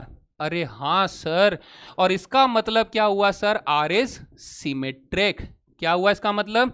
R is symmetric relation। तो ये काफी अच्छा सवाल है भाई, पेपर में आने के चांसेस बहुत अच्छे हैं, तो आप इस क्वेश्चन को थोड़ा अच्छे से प्रैक्टिस कर लेंगे। ठीक है भाई, ओके चलें आगे। ओके नेक्स्ट हमारे पास क्या है sir? Anti symmetric relation. Now ये बच्चों का एक और डरावना सपना बनकर सामने आता है कि सर सिमेट्री तो समझ में आती है लेकिन एंटी सिमेट्री नहीं समझ में आती है। मैं फिर इसे आसान शब्दों में आप लोगों के सामने रखूंगा। डेफिनेशन लिखी हुई है बेटा, इसे एक बार आसान शब्दों में समझने के बाद डेफिनेशन को जरूर एक बार प्रैक्टिस करनी है, ये कंपलसरी होता है। ठीक है, तो एंटी सिमेट्री कहता है कि सर वैसे तो ये रिलेशन सिमेट्रिसिटी नहीं दिखाता, वैसे तो ये रिलेशन सिमेट्रिक नहीं दिखाता क्योंकि इसके नाम के आगे एंटी सिमेट्री लिखा हुआ है, यानी सिमेट्री नहीं दिखाता। लेकिन ये सिर्फ सिमेट्री दिखाएगा, ये सिर्फ एक कंडीशन में सिमेट्री दिखाएगा। कब कब कब कब कब कब कब? ये तब दिखाएगा जब आपने दो अलग अलग एलिमेंट्स नहीं, दो सेम एलिमेंट्स की मैपिंग करी हो, तब ये सिमेट्री दिखाएगा। मतलब नहीं समझ में आया ना, है ना? यही तो नहीं समझ में आता है। यहां पर चीजों को थोड़ा सा कॉम्प्लिकेटेड किया जाता है। कैसे किया जाता है कि सर सबसे पहले ये सिमेट्रिक रिलेशन नहीं होता, क्लियर, नॉट सिमेट्रिक रिलेशन। अगर मैं एंटी सिमेट्री की बात करूं तो आप यहां पर लिख लो कि सर नॉट सिमेट्रिक रिलेशन। सबसे पहली चीज जो आपको इसमें ध्यान रखनी है कि ये सिमेट्रिक रिलेशन नहीं होता, not symmetric first of all. लेकिन हमें लग रहा होता है कि सर एक कंडीशन में यहां सिमेट्री दिख रही होती है, और वो कंडीशन क्या होती है? वो कंडीशन फाइनली सॉल्व करने के बाद हमें पता चलता है कि सर हमने डिफरेंट एलिमेंट्स को तो मैप थोड़ी ना किया, हमने सेम एलिमेंट्स को ही मैप किया। इसी वजह से हमें एक छलावा हुआ, एक धोखा हुआ, भ्रम हुआ कि सर ये सिमेट्री दिखा रहा है, लेकिन ये एक्चुअली में सिमेट्री सिर्फ तभी दिखाता है जब हमारे पास दो एलिमेंट्स सेम एलिमेंट्स की मैपिंग हो जाती है, सेम एलिमेंट्स की मैपिंग हो जाती है, तब सिमेट्री दिखाता है। अभी भी बच्चे को नहीं समझ में आया, मैं आपको समझाता हूं इन एग्जाम्पल्स के माध्यम से। देखिए दोस्त, सबसे पहले सर क्या ये आई ए जो है, क्या ये एक एंटी सिमेट्रिक रिलेशन कहलाएगा? आप कहेंगे सर ये एक लौता ऐसा रिलेशन है जो सिमेट्री भी दिखाएगा और एंटी सिमेट्री भी दिखाएगा। एक लौता, सच बोल रहा हूं बेटा, एक लौता ऐसा रिलेशन है जो सिमेट्री भी दिखाएगा और एंटी सिमेट्री भी दिखाएगा, क्योंकि एंटी सिमेट्री और सिमेट्री दोनों के हिसाब से इसकी डेफिनेशन वेरीफाई बैठती है। आप लोग सोचिएगा, दोनों के डेफिनेशंस को लगाकर देखिएगा। आइडेंटिटी रिलेशन जो है वो सर एंटी सिमेट्री जरूर दिखाएगा, लेकिन हमें जो एग्जाम्पल देखना है वो देखना है सेकेंड वाले से। सेकेंड वाले से गौर फरमाए दोस्त, यहां पर रिलेशन एक्स वाई लिखा हुआ है कि X is greater than equal to Y.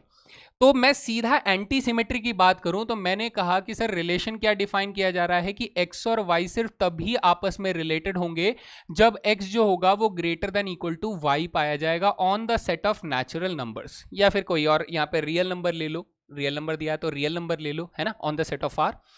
Okay sir, अब यहां से फर्क को समझते हैं। मुझे एक बात बताइए कि आप अपने मन से एक सवाल पूछिए कि सर लेट करते हैं, या लेट की जगह इफ ले लेते हैं। इफ अगर x जो है वो y से बड़ा या बराबर है, तो मुझे एक सवाल का जवाब दीजिए। ये सवाल आपने मन में पूछना बेटा, ऐसे नहीं कि खड़े होकर टीचर से पूछना या बाजू वाले बच्चे से पूछ लेना, ऐसा नहीं, पिटाई हो सकती है। तो जो रिजल्ट्स हैं वो खतरनाक हो सकते हैं, आपको दुख भी दे सकते हैं और दर्द भी दे सकते हैं। अपने मन में पूछना कि सर अगर x जो है वो y से बड़ा या बराबर है, तो क्या इसका रिवर्स यानी y जो है वो x से बड़ा या बराबर है कि नहीं है? तो आप कहेंगे सर ये ना दो कंडीशन बात हो गई, आप दो दोहरी बात कर रहे हो। इसके दो आंसर्स हो सकते हैं। कैसे सर? इसके दो आंसर्स हो सकते हैं। कैसे? आप बोलोगे सर यस भी हो सकता है और सर ये नो भी हो सकता है ना। यस भी हो सकता है और सर इसका आंसर नो भी हो सकता है। यस कब होगा? व्हेन, यस कब होगा बेटा? जब x और y दोनों बराबर होंगे, सिर्फ तभी ये यस देगा। और सर ये नो कब देगा? व्हेन एवर x जो है वो y के बराबर नहीं होगा। तो सर ये वाली स्टेटमेंट का आंसर जो है यस कब आ रहा है? इस वाली स्टेटमेंट का आंसर यस कब आ रहा है? जब x और y बराबर हैं तब आ रहा है। इस वाले स्टेटमेंट का आंसर नो कब आ रहा है? जब x और y बराबर नहीं है। तो ये मुझे शो करता है कि sir not symmetry, symmetric relation नहीं है सर, क्योंकि x और y अगर बराबर ना हुए तो सिमेट्री नहीं दिखाएगा। और जब x और y बराबर होंगे तो बेटा ये क्या दिखाता है? ये दिखाता है अपने को एंटी सिमेट्री दिखाता है। दोस्त क्या दिखाता है? एंटी सिमेट्री दिखाता है कि सर ये सिमेट्रिसिटी सिर्फ तभी दिखाएगा जब दोनों एलिमेंट्स आप बराबर ले लोगे, सिर्फ तभी दिखाएगा। बात समझ में आती बेटा? एक और एग्जाम्पल लेते हैं, दूसरा एग्जाम्पल भी इसी तरीके से काम करेगा और काफी अच्छा एग्जाम्पल है, जरा ध्यान से देखिएगा, आराम से समझिएगा। सेकंड एग्जाम्पल को हम लोग यहाँ पर लेकर चल रहे हैं कि सर रिलेशन हमें डिफाइन कर रहा है कि दो सेट्स x, y सिर्फ तभी एक दूसरे से रिलेटेड होंगे जब x जो होगा वो बेटा दूसरे वाले सेट का सबसेट होगा। क्या होगा? सबसेट होगा। उस कंडीशन में तो मैं अपने आप से सवाल पूछूंगा। कौन सा सवाल पूछेंगे सर?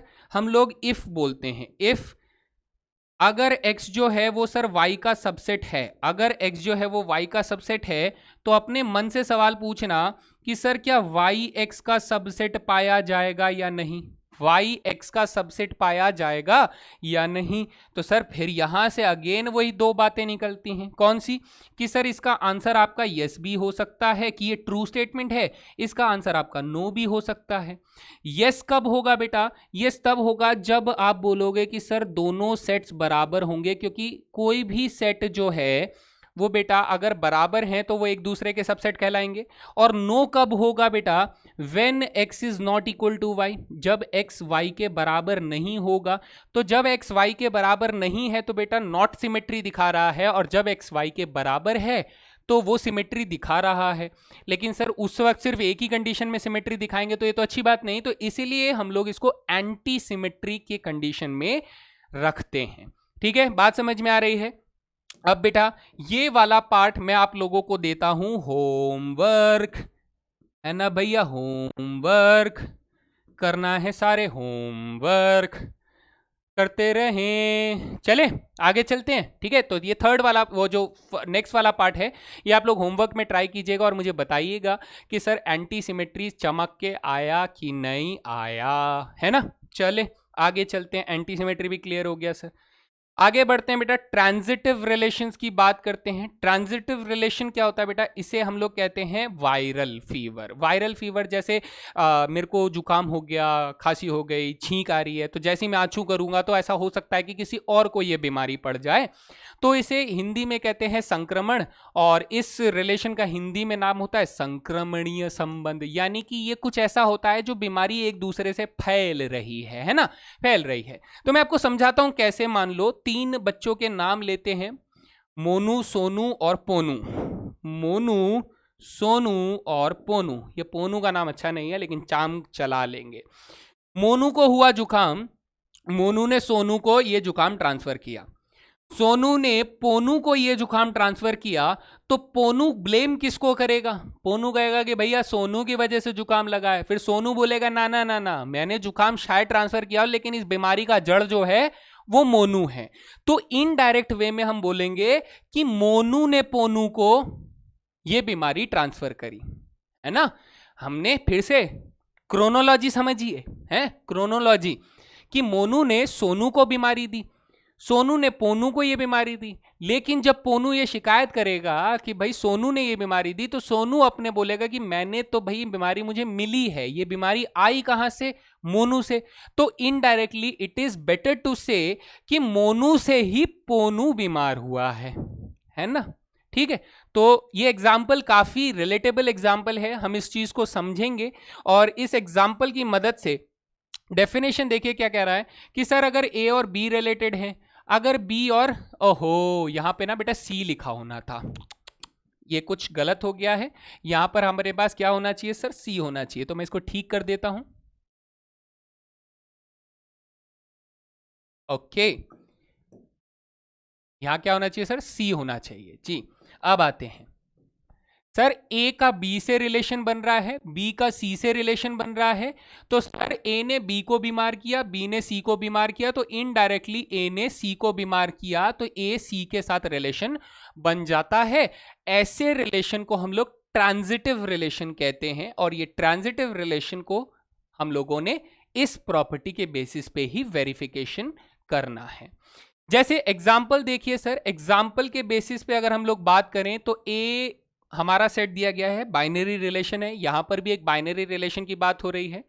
तो हमने कहा सर ए ने 1 ने 1 को ही बीमार किया, 2 ने 2 को ही किया, 3 ने 3 को ही किया, तो सर इस कंडीशन में कोई भी बंदा किसी दूसरे को बीमार नहीं कर रहा है, तो मैं इस कंडीशन में ट्रांजिटिविटी नहीं बोलूंगा। जैसे मैंने ऑटोमेटिकली सिमेट्रिक बोला था, ऐसे ही बेटा मैं इसे आइडेंटिटी भी बोलूंगा, ठीक है?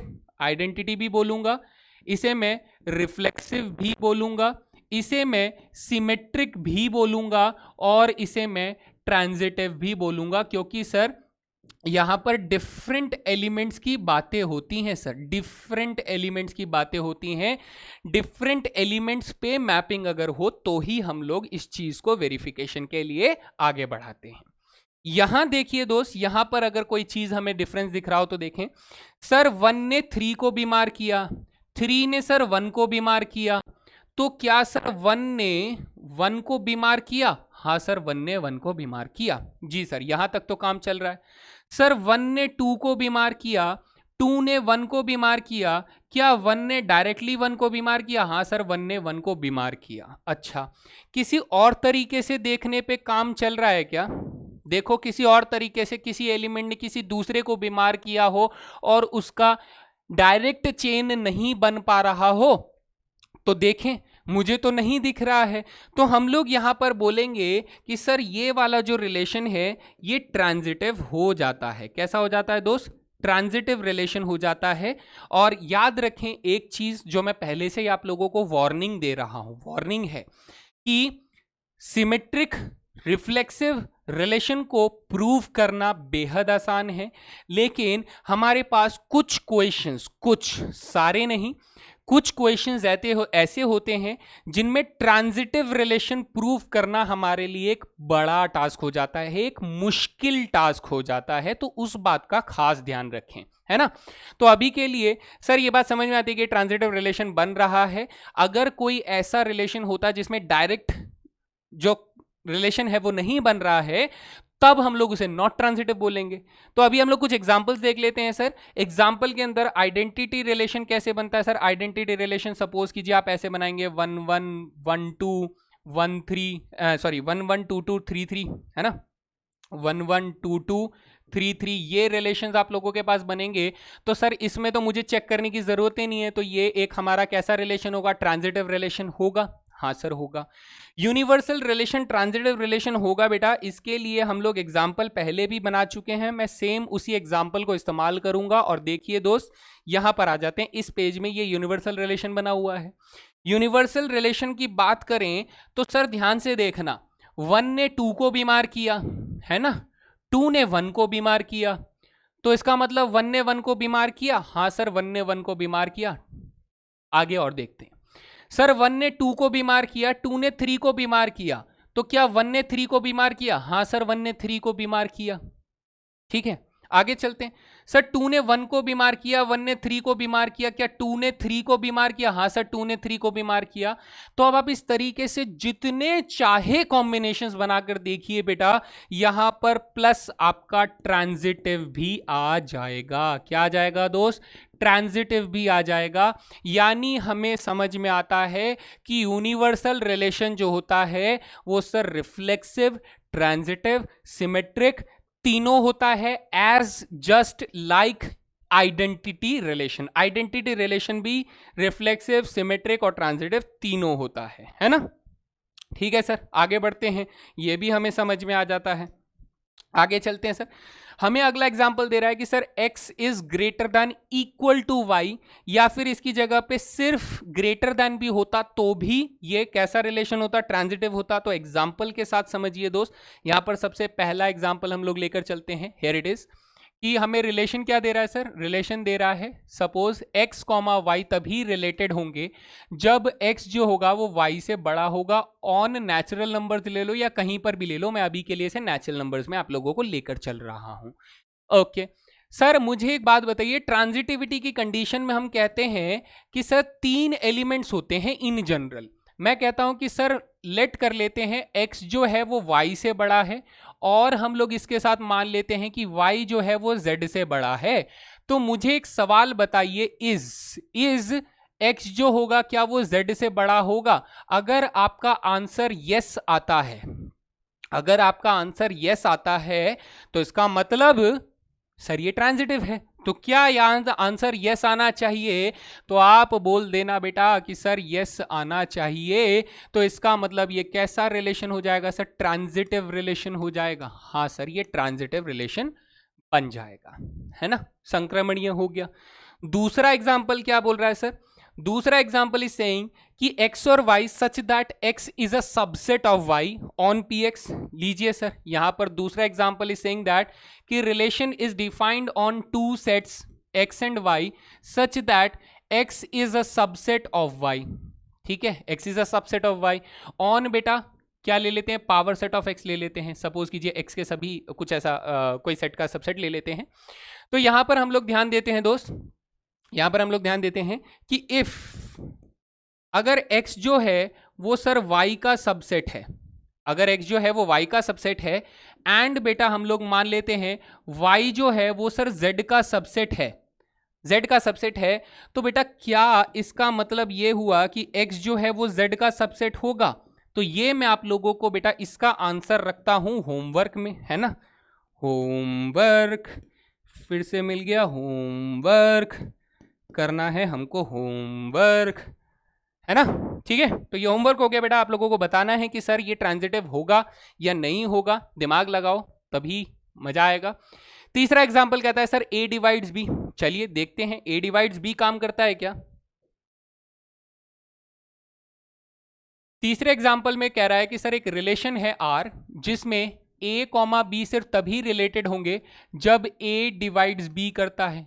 a डिवाइड्स b यानी a b को डिवाइड कर देता है, a b को डिवाइड कर देता है। कंप्लीटली डिविजिबल का मतलब समझते हो ना बेटा, जैसे 5 को अगर हम लोग 2 से डिवाइड करते हैं तो 2 2 जा 4 और 1 बच जाता है ना, तो इसे मैं कंप्लीटली डिविजिबल नहीं बोलूंगा, इसमें कुछ रिमाइंडर बचता है।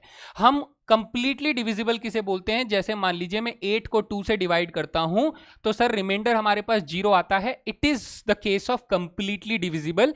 यानी यहां पर a जो है वो b को कंप्लीटली डिवाइड कर रहा है ना। तो इसको हम लोग लिखते कैसे हैं सर, इसको लिखने का एक बड़ा खूबसूरत तरीका है कि हम लोग मान लेते हैं इफ a डिवाइड्स b, ऐसे लिखते हैं इसको। मतलब ये ऐसा स्लैश नहीं है बेटा, ऐसी डंडी होती है, सीधी डंडी होती है कि a divides b and b divide c। Sir a b को डिवाइड कर रहा है और b जो है वो c को डिवाइड कर रहा है। तो आप लोगों के एग्जाम्पल के लिए मैं क्या करता हूं, मैं जस्ट एक एग्जाम्पल लेकर चलता हूं कि सर क्या 2 4 को डिवाइड करता है? आप कहेंगे हाँ सर करता है। क्या बेटा 4 जो है वो 16 को डिवाइड करता है? आप कहेंगे हाँ सर करता है। करता है 16 ही क्यों सर, 12 ले लो, करता है। तो बच्चे मुझे ये बताओ कि क्या 2 12 को डिवाइड करता है? क्या 2 और 12 के बीच में डायरेक्ट रिलेशन है? तो आप कहोगे हाँ सर बिल्कुल है।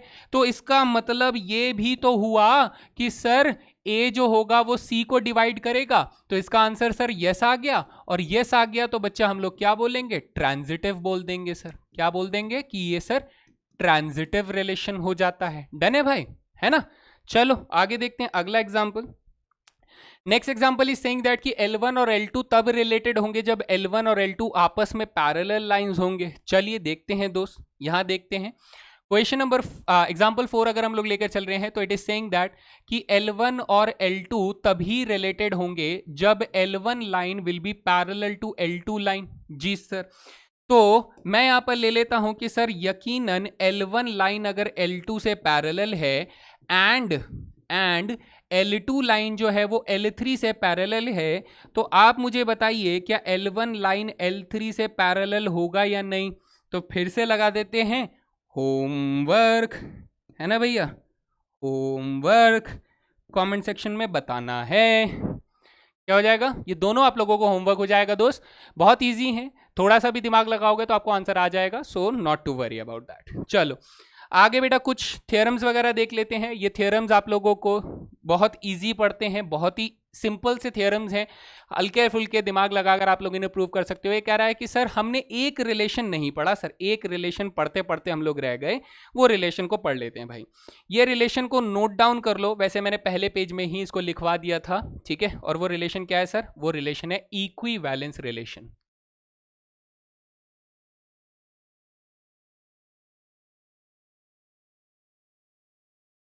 इक्विवेलेंस रिलेशन क्या होता है sir, a relation which is, एक रिलेशन इज रिफ्लेक्सिव, एक ऐसा रिलेशन जो रिफ्लेक्सिव भी हो, एक ऐसा रिलेशन इज सिमेट्रिक भी हो, एक ऐसा रिलेशन जो कि ट्रांजिटिव भी हो। यानी इक्विवेलेंस रिलेशन एक ऐसा रिलेशन होता है जो कि रिफ्लेक्सिव, सिमेट्रिक और ट्रांजिटिव तीनों टाइप के रिलेशंस होते हैं, ठीक है। उसे हम लोग इक्विवेलेंस रिलेशन बोलते हैं। तो क्या मैं एक एग्जांपल आप लोगों से एक्सपेक्ट करूं कि इसका एग्जांपल क्या होगा सर? एक एग्जांपल तो मैं अभी ऐसे ऐसे ही खड़े खड़े बना देता हूं भाई, खड़े खड़े बना देता हूं सर। एक बड़ा ही बेहतरीन एग्जांपल हम लोग अभी पढ़ते हुए आए हैं कि sir identity relation is equivalence relation. Identity relation is equivalence relation, is equivalence relation, यानी ये रिफ्लेक्सिव भी होता है सर, सिमेट्रिक भी होता है और सर ट्रांजिटिव भी होता है नहीं? अच्छा, एक और example sir, universal relation. Universal relation जो होता है सर, ये भी तो इक्विवेलेंस होता है ना, is also equivalence relation. And जी सर, बाकी और जो आते रहेंगे वो मैं आप लोगों को बताता रहूंगा, एग्जाम्पल्स की मदद से हम लोग चलते रहेंगे। एकदम धांसू, एकदम धांसू सर, ये चीज याद रखिएगा इक्विवेलेंस रिलेशन के लिए। नाउ इनके बेसिस पे थ्योरम क्या बन रहे हैं सर? इनके बेसिस पे थ्योरम अपने पास बन रहे हैं कि अगर सर हमारे पास R और S दोनों के दोनों इक्विवेलेंस रिलेशन है, ठीक है, तो R इंटरसेक्शन S जो होगा वो एक इक्विवेलेंस रिलेशन होगा। ठीक है, इसको हम लोग शॉर्ट में कैसे लिखेंगे कि if R and S are equivalence, ठीक है, equivalence, it implies that R intersection S is an equivalence relation. ठीक है जी, ऐसे आप लोग इसे याद रख सकते हो। ये फर्स्ट वाली थ्योरम हो गई। दूसरी थ्योरम आपसे क्या कहती है बेटा? दूसरी थ्योरम आपसे ये कहती है कि if R and S are equivalence relation,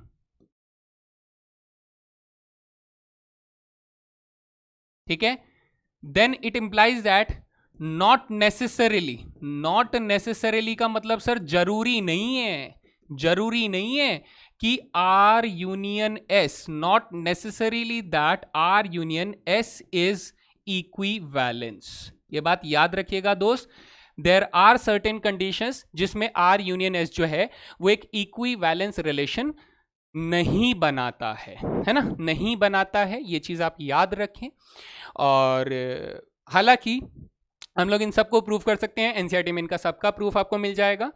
और आखिरी में, if R is an equivalence relation on set A, then R inverse is also an equivalence relation, ये भी आप लोग ध्यान रख सकते हैं। तो हमने कहा ही था कि सर R और R इनवर्स जो हैं, अगर R एक सिमेट्रिक रिलेशन है तो R इनवर्स भी एक सिमेट्रिक रिलेशन होगा, उसके ऑपोजिट एलिमेंट्स होंगे।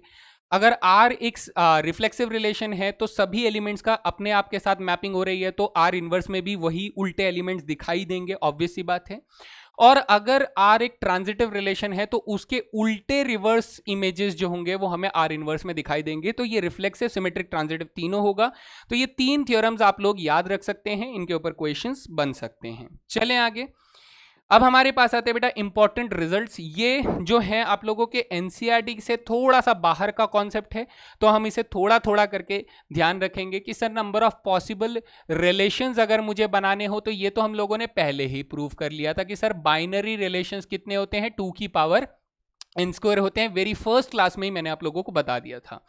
जो आपको याद रखना है वो ये कि सर रिफ्लेक्सिव रिलेशंस कितने बनते हैं, सिमेट्रिक कितने बनते हैं और एंटी सिमेट्रिक कितने बनते हैं। तो बच्चे का एक सवाल आएगा, सर ट्रांजिटिव कितने बनेंगे? तो ट्रांजिटिव बेटा बहुत ही ज़्यादा कॉम्प्लिकेटेड है, ठीक है, इसके लिए अभी भी एक प्रॉपर फॉर्मूला बनाया जा रहा है। तो अभी तक हमारे हाथ में एक प्रॉपर फॉर्मूला नहीं आया, so we are not here to find the transitive relations की काउंटिंग। तो अब बात आती है कि सर इसमें ये सारे फॉर्मूले याद करने हैं या क्या करना है? देखो बेटा, प्रूफ तो हम लोग इनको कर सकते हैं, थोड़ा थोड़ा हम लोग देख लेते हैं सर, थोड़ा थोड़ा। जैसे मान लीजिए बेटा, जब हम लोग किसी सेट ए को सेट ए से क्रॉस करते हैं तो सेट ए यहां पर क्या बन जाएगा बेटा? सपोज करो 1 2 3 up to there are n elements, है ना। यहां पर बच्चे आप लोगों के पास सेट क्या बन जाएगा? आप कहोगे sir 1 2 3 up to n elements तक का सेट बनाओगे, तो यहां पर आप लोगों के पास एक मैट्रिक्स बनेगा भाई, है ना, 2 डायमेंशन मैट्रिक्स बनेगा, जिसमें हमारे पास यहां पर क्या बनेगा? 1 1 बनेगा, ऐसे करके। यहां पर बच्चे क्या बनेगा? 2 2 बनेगा। यहां पर क्या बनेगा? 3 3 बनेगा। यहां पर इसी तरीके से चलते चलते बेटा यहां पर आखिरी एलिमेंट n n बनेगा। यहां पर बच्चे ये क्या बन जाएगा? ये बन जाएगा 1 2 बन जाएगा, ये 1 3 बन जाएगा, और ऐसे चलते हुए यहां पर 1 n बन जाएगा। यहां पर बच्चे 2 1 बन जाएगा, यहां पर 2 3 बन जाएगा, सॉरी 3 2 3 1 बन जाएगा, है ना। एंड ऐसे ही नीचे चलते चलते यहाँ पर लास्ट एलिमेंट n1 बन जाएगा। और सिमिलरली यहाँ पर अगर चलते रहोगे, मैं पहले पूरा लिख ही देता हूँ, है ना, ये 2 3 बन जाएगा, एंड यहाँ तक चलते चलते बेटा ये 2n बन जाएगा, एंड सो ऑन। ये ऐसे भी यहाँ से भी नीचे चलेगा, ऐसे करके नीचे चलेगा, इधर भी चलेगा, इधर भी चलेगा, हर तरीके से ये मैट्रिक्स एक बन जाएगा। सर मुझे जब रिफ्लेक्सिव रिलेशंस की बात करनी होती है तो रिफ्लेक्सिव रिलेशन में मुझे सिर्फ डायगोनल एलिमेंट्स की प्रेजेंस होनी चाहिए, डायगोनल एलिमेंट्स की प्रेजेंस होनी चाहिए, यानी 1 1 2 2 3 3 अप टू n तक ये सारे एलिमेंट्स मेरे पास होने चाहिए। मैं फिर से ड्रॉ कर रहा हूं दोस्त, हमें 1 1 चाहिए सर, 2 2 चाहिए, 3 3 चाहिए, अप टू n चाहिए, हमें यही वाले एलिमेंट्स चाहिए, तभी सर रिफ्लेक्सिव रिलेशंस बन सकते हैं। तो अब सवाल आता है कि सर हमारे पास कितने ऐसे एलिमेंट्स होंगे जो कि डायगोनल बना रहे होंगे। आप कह रहे हैं, इससे जरा मेंटल कैलकुलेशन देखना कि सर यहां पर हमारे पास n एलिमेंट्स हैं, यहां पर हमारे पास n एलिमेंट्स हैं, तो इसके अंदर टोटल कितने एलिमेंट्स हैं सर, n स्क्वायर एलिमेंट्स हैं। कितने एलिमेंट्स हैं, n स्क्वायर एलिमेंट्स हैं।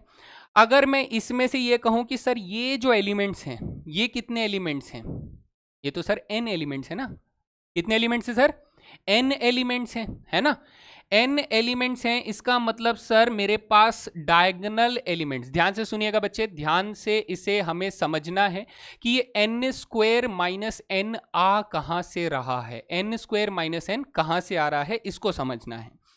हमने कहा सर टोटल हमारे पास यहां पर n एलिमेंट्स बन रहे हैं, जी sir, okay, n elements, n square elements बन रहे हैं, लेकिन अगर मुझे इस मैट्रिक्स को क्या बनाना है, इस कार्टेशियन प्रोडक्ट को मुझे अगर रिफ्लेक्सिव बनाना है तो सर मुझे ये सारे एलिमेंट्स तो लगेंगे ही ना, मैं इनमें से एक भी नहीं छोड़ सकता, तो ये सर सारे एलिमेंट्स चाहिए, तो इन सारे एलिमेंट्स को पिक करने का तरीका क्या हो जाएगा सर, इन सारे एलिमेंट्स को, रिफ्लेक्सिव का केस लिख रहा हूं बेटा, यहां पर ध्यान से देखिएगा, रिफ्लेक्सिव का केस लिख रहा हूं सर, इन डायगोनल एलिमेंट्स को पिक करने का तरीका सर एक हो जाएगा, तो इसका मतलब वो 2 की पावर 1 हो जाएगा, because we are making subsets of this, we are making subsets of this, तो 2 की पावर 1 हो जाएगा। अब सर बचे कितने एलिमेंट्स, आपने कहा सर टोटल एलिमेंट्स हमारे पास n स्क्वायर हैं, और ये वाले एलिमेंट्स कितने हैं सर, n है, ये कितने n है, तो बचे हुए एलिमेंट्स हमारे पास कितने हैं sir, n square minus n, ठीक है, जिसमें मैं यहां पर लिख देता हूं कि n स्क्वायर माइनस n कितने हैं, नॉन डायगोनल एलिमेंट्स हैं, नॉन डायगोनल एलिमेंट्स हमारे पास आ जाते हैं, है ना, नॉन डायगोनल एलिमेंट्स। तो आप कहोगे सर अब नॉन डायगोनल एलिमेंट्स किसी रिफ्लेक्सिव रिलेशन में हो या ना हो, क्या ही फर्क पड़ता है, तो सर हो भी सकते हैं, नहीं भी हो सकते हैं, तो पॉसिबिलिटी के केस में हम कहते हैं सर 2 की power n square minus n होना चाहिए, क्या होना चाहिए दोस्त, 2 की power n square minus n होना चाहिए। लेकिन क्या होगा कि सर इधर वाले एलिमेंट हो या उधर वाले एलिमेंट हो फर्क नहीं पड़ता है, तो हम लोग इसे कर देते हैं बेटा हाफ, क्या कर देते हैं, इसे कर देते हैं हाफ, तो हम इसे ऐसे नहीं, n स्क्वायर माइनस n लेंगे ना, yes, n square minus n लेंगे, ओके, लेट मी चेक, हाँ n स्क्वायर माइनस n हो जाता है, तो इसे लेने की, अच्छा इसको लेने की जरूरत तो है ही नहीं ना, इसको 2 की पावर n नहीं लेंगे ना, सॉरी, इसको लेने का हमारे पास सिर्फ एक ही तरीका है, इसको लेने का सिर्फ एक ही तरीका है, क्या, डायगोनल एलिमेंट्स को लेने का सिर्फ एक तरीका है, और बचे हुए एलिमेंट्स सर पॉसिबिलिटी के बेसिस पे n स्क्वायर माइनस n में हम लोग 2 की पावर चढ़ा देंगे, क्यों, क्योंकि sir there are number of possible items, या तो आप लेंगे, या तो आप इस एलिमेंट को लेंगे या तो नहीं लेंगे, तो इसके 2 पॉसिबिलिटीज हो गई, या तो आप इस एलिमेंट को लेंगे या तो नहीं लेंगे, इसकी 2 पॉसिबिलिटीज हो गई, या तो आप इस एलिमेंट को लेंगे या तो नहीं लेंगे। सो फॉर एवरी एलिमेंट बेटा, फॉर एवरी एलिमेंट या तो लेंगे या तो नहीं लेंगे, देयर आर 2 पॉसिबिलिटीज, तो इस हिसाब से बेटा हर एक n square minus n element की 2 पॉसिबिलिटीज हैं, इसलिए 2 की power n square minus n हो जाएगा, और यहां से हमारे पास आंसर आ जाएगा। जी सर, बात समझ में आती है, ठीक है, ओके। अब हम लोग थोड़ा सा वापस आते हैं और सिमेट्रिक की कंडीशन में चलते हैं सर। सिमेट्रिक की कंडीशन में देख लीजिए बेटा, सिमेट्रिक की कंडीशन आपसे कहती है कि सर हमें ये वाले एलिमेंट्स हो ना हो फर्क नहीं पड़ता, ये वाले एलिमेंट्स हो ना हो फर्क नहीं पड़ता, हमें क्या है कि सर अगर आपने 2 1 लिया, अगर आपने 2 1 लिया तो 1 2 को लेना पड़ेगा, है ना, अगर आपने 3 1 को लिया तो 1 3 को लेना पड़ेगा, यानी सर मेरे पास सबसे पहले चॉइस है लोअर डायगोनल में से किसी एलिमेंट को चुनने का।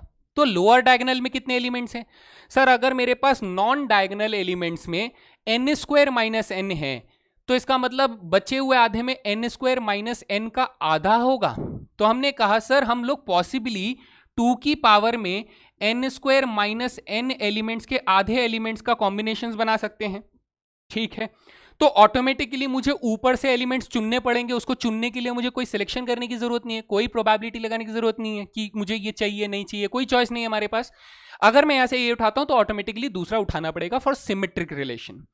अब बात आती है कि सर ये हो ये हो ये हो ये हो या ना हो, फर्क नहीं पड़ता, तो देयर आर n एलिमेंट, जिसे आप रखो या ना रखो फर्क नहीं पड़ता। तो हम कहते हैं सर अगर रख भी दिया तो पॉसिबल रिलेशंस ये बन जाएंगे। हाँ जी सर। तो अब इसको सॉल्व कीजिए दोस्त, इसको जैसे ही आप सॉल्व करोगे तो आप कहोगे सर ये 2 की पावर क्या बन जाएगा, n square plus n by 2 बन जाएगा दोस्त। क्या बन जाएगा, n square plus n by 2 बन जाएगा, जिसे सिंप्लीफाई करके आप इस फॉर्मूले में जनरेट कर सकते हैं, ठीक है।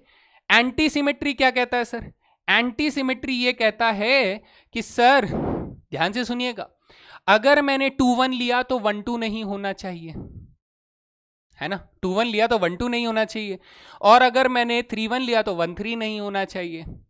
सिमेट्री नहीं फॉलो करनी चाहिए अगर डिफरेंट एलिमेंट्स हैं। तो इसका मतलब ये हुआ कि सर अगर मैंने ये लिया तो ये नहीं होना चाहिए, ये नहीं होना चाहिए, और अगर ये लिया तो ये नहीं होना चाहिए, ये नहीं होना चाहिए। लेकिन अगर मैंने 2 लिया तो 2 2 जरूर होना चाहिए, एंटी सिमेट्री के लिए 2 2 जरूर होना चाहिए। तो हम कहेंगे सर ये वाले एलिमेंट्स तो लेने ही लेने हैं, है ना। तो 2 की पावर n तो हमारे पास आ जाएगा, 2 की पावर n आ गया। अब बात आती है कि सर ध्यान से सुनिएगा बेटा, 2 की पावर n तो आ गया, अब मेरे पास चॉइस ये है कि मैं यहां से एलिमेंट लूं या ना लूं। अब बात आती है कि अगर मैं ये लेता हूं तो ये नहीं होना चाहिए, अगर ये नहीं लेता हूं तो इसके 2 कंडीशंस हो जाते हैं कि सर ये वाला ले लेता हूं तो कम से कम ये नहीं होना चाहिए, अगर ये नहीं लेता हूं तो ये हो भी सकता है, ये नहीं भी हो सकता है। दोनों कंडीशन में एंटी सिमेट्री वेरीफाइड है। तो देयर आर 3 केसेस। तो इन नीचे वाले एलिमेंट्स को लेने के हमारे पास 3 कंडीशंस बनते हैं। तो 3 की power n square minus n upon में 2 हो जाता है, और ये हमारा एंटी सिमेट्री की कंडीशन बनाता है। क्या बनाता है दोस्त, एंटी सिमेट्री की कंडीशन बनाता है। और आपको मैं कहूं कि आपको बहुत ज्यादा डेप्थ में नहीं जाना है मेरे दोस्त, ये फॉर्मूले आप लोगों को डायरेक्टली याद रखने हैं।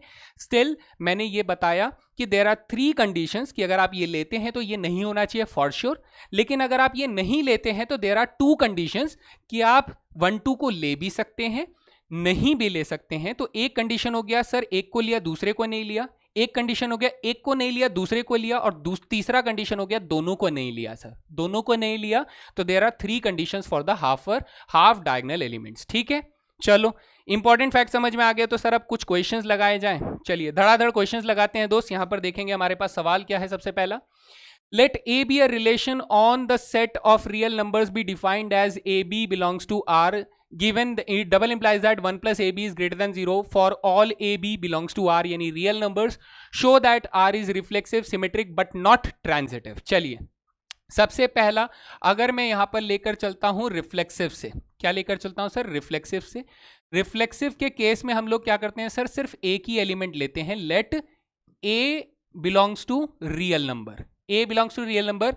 तो मैं ये कहूंगा कि सर अगर a लिया है तो a मल्टीप्लाई a, यानी कि जो 1 प्लस ए स्क्वायर होता है, क्या ये पॉजिटिव नंबर होता है। So you will say that कि हाँ सर ये पॉजिटिव नंबर होता है। और अगर ये पॉजिटिव नंबर होता है तो इसका मतलब ये हुआ कि सर a कॉमा a जो होगा रिलेशन में आएगा, हाँ सर आएगा। इसका मतलब ये क्या हो गया sir, r is symmetric. Proof हो गया दोस्त, बिल्कुल सर, r इज सिमेट्रिक नहीं, रिफ्लेक्सिव। क्या हो जाएगा, दिस इज रिफ्लेक्सिव। जी सर, आगे चलते हैं, दूसरे नंबर पे बात करते हैं सर। दूसरे नंबर पे बात करते हैं हम लोग, सिमेट्रिक की बात करते हैं ना। सिमेट्री के केस में हम लोग ये कहेंगे कि सर लेट 2 नंबर ले लेते हैं a और b जो कि रियल नंबर्स हैं। मैंने कहा if sir 1 plus A B यानी ए कॉमा बी जो है वो सर रिलेशन में है, इसका मतलब ये हुआ कि 1 प्लस ए बी जो है वो सर ग्रेटर देन 0 है। तो इसका उल्टा अगर लिखने की कोशिश करो तो 1 प्लस बी ए ग्रेटर देन 0 होगा या नहीं होगा? तो आपका आंसर आना चाहिए हाँ सर, 1 प्लस ए बी और 1 प्लस बी ए दोनों सेम चीज है, क्योंकि multiplication of real numbers is commutative, तो 1 प्लस बी ए भी ग्रेटर देन 0 होगा। और अगर ये ग्रेटर देन 0 है तो इसका मतलब बी कॉमा ए होगा वो सर रिलेशन में एग्जिस्ट करेगा, इसका मतलब आर इज सिमेट्रिक। एन जी सर, बिल्कुल सर, ये आर जो है वो एक सिमेट्रिक रिलेशन हो जाता है। डन है सर। तो दो चीजें तो प्रूफ हो गई सर, तीसरे की बात करते हैं। तीसरा देखिए दोस्त, तीसरे की बात अगर मैं ट्रांजिटिव करूं तो ट्रांजिटिव के केस में बेटा लेट करो जरा, क्योंकि उसने डिस्प्रूव करने के लिए बोला है बेटा, डिस्प्रूव यानी कि वो नहीं है ना।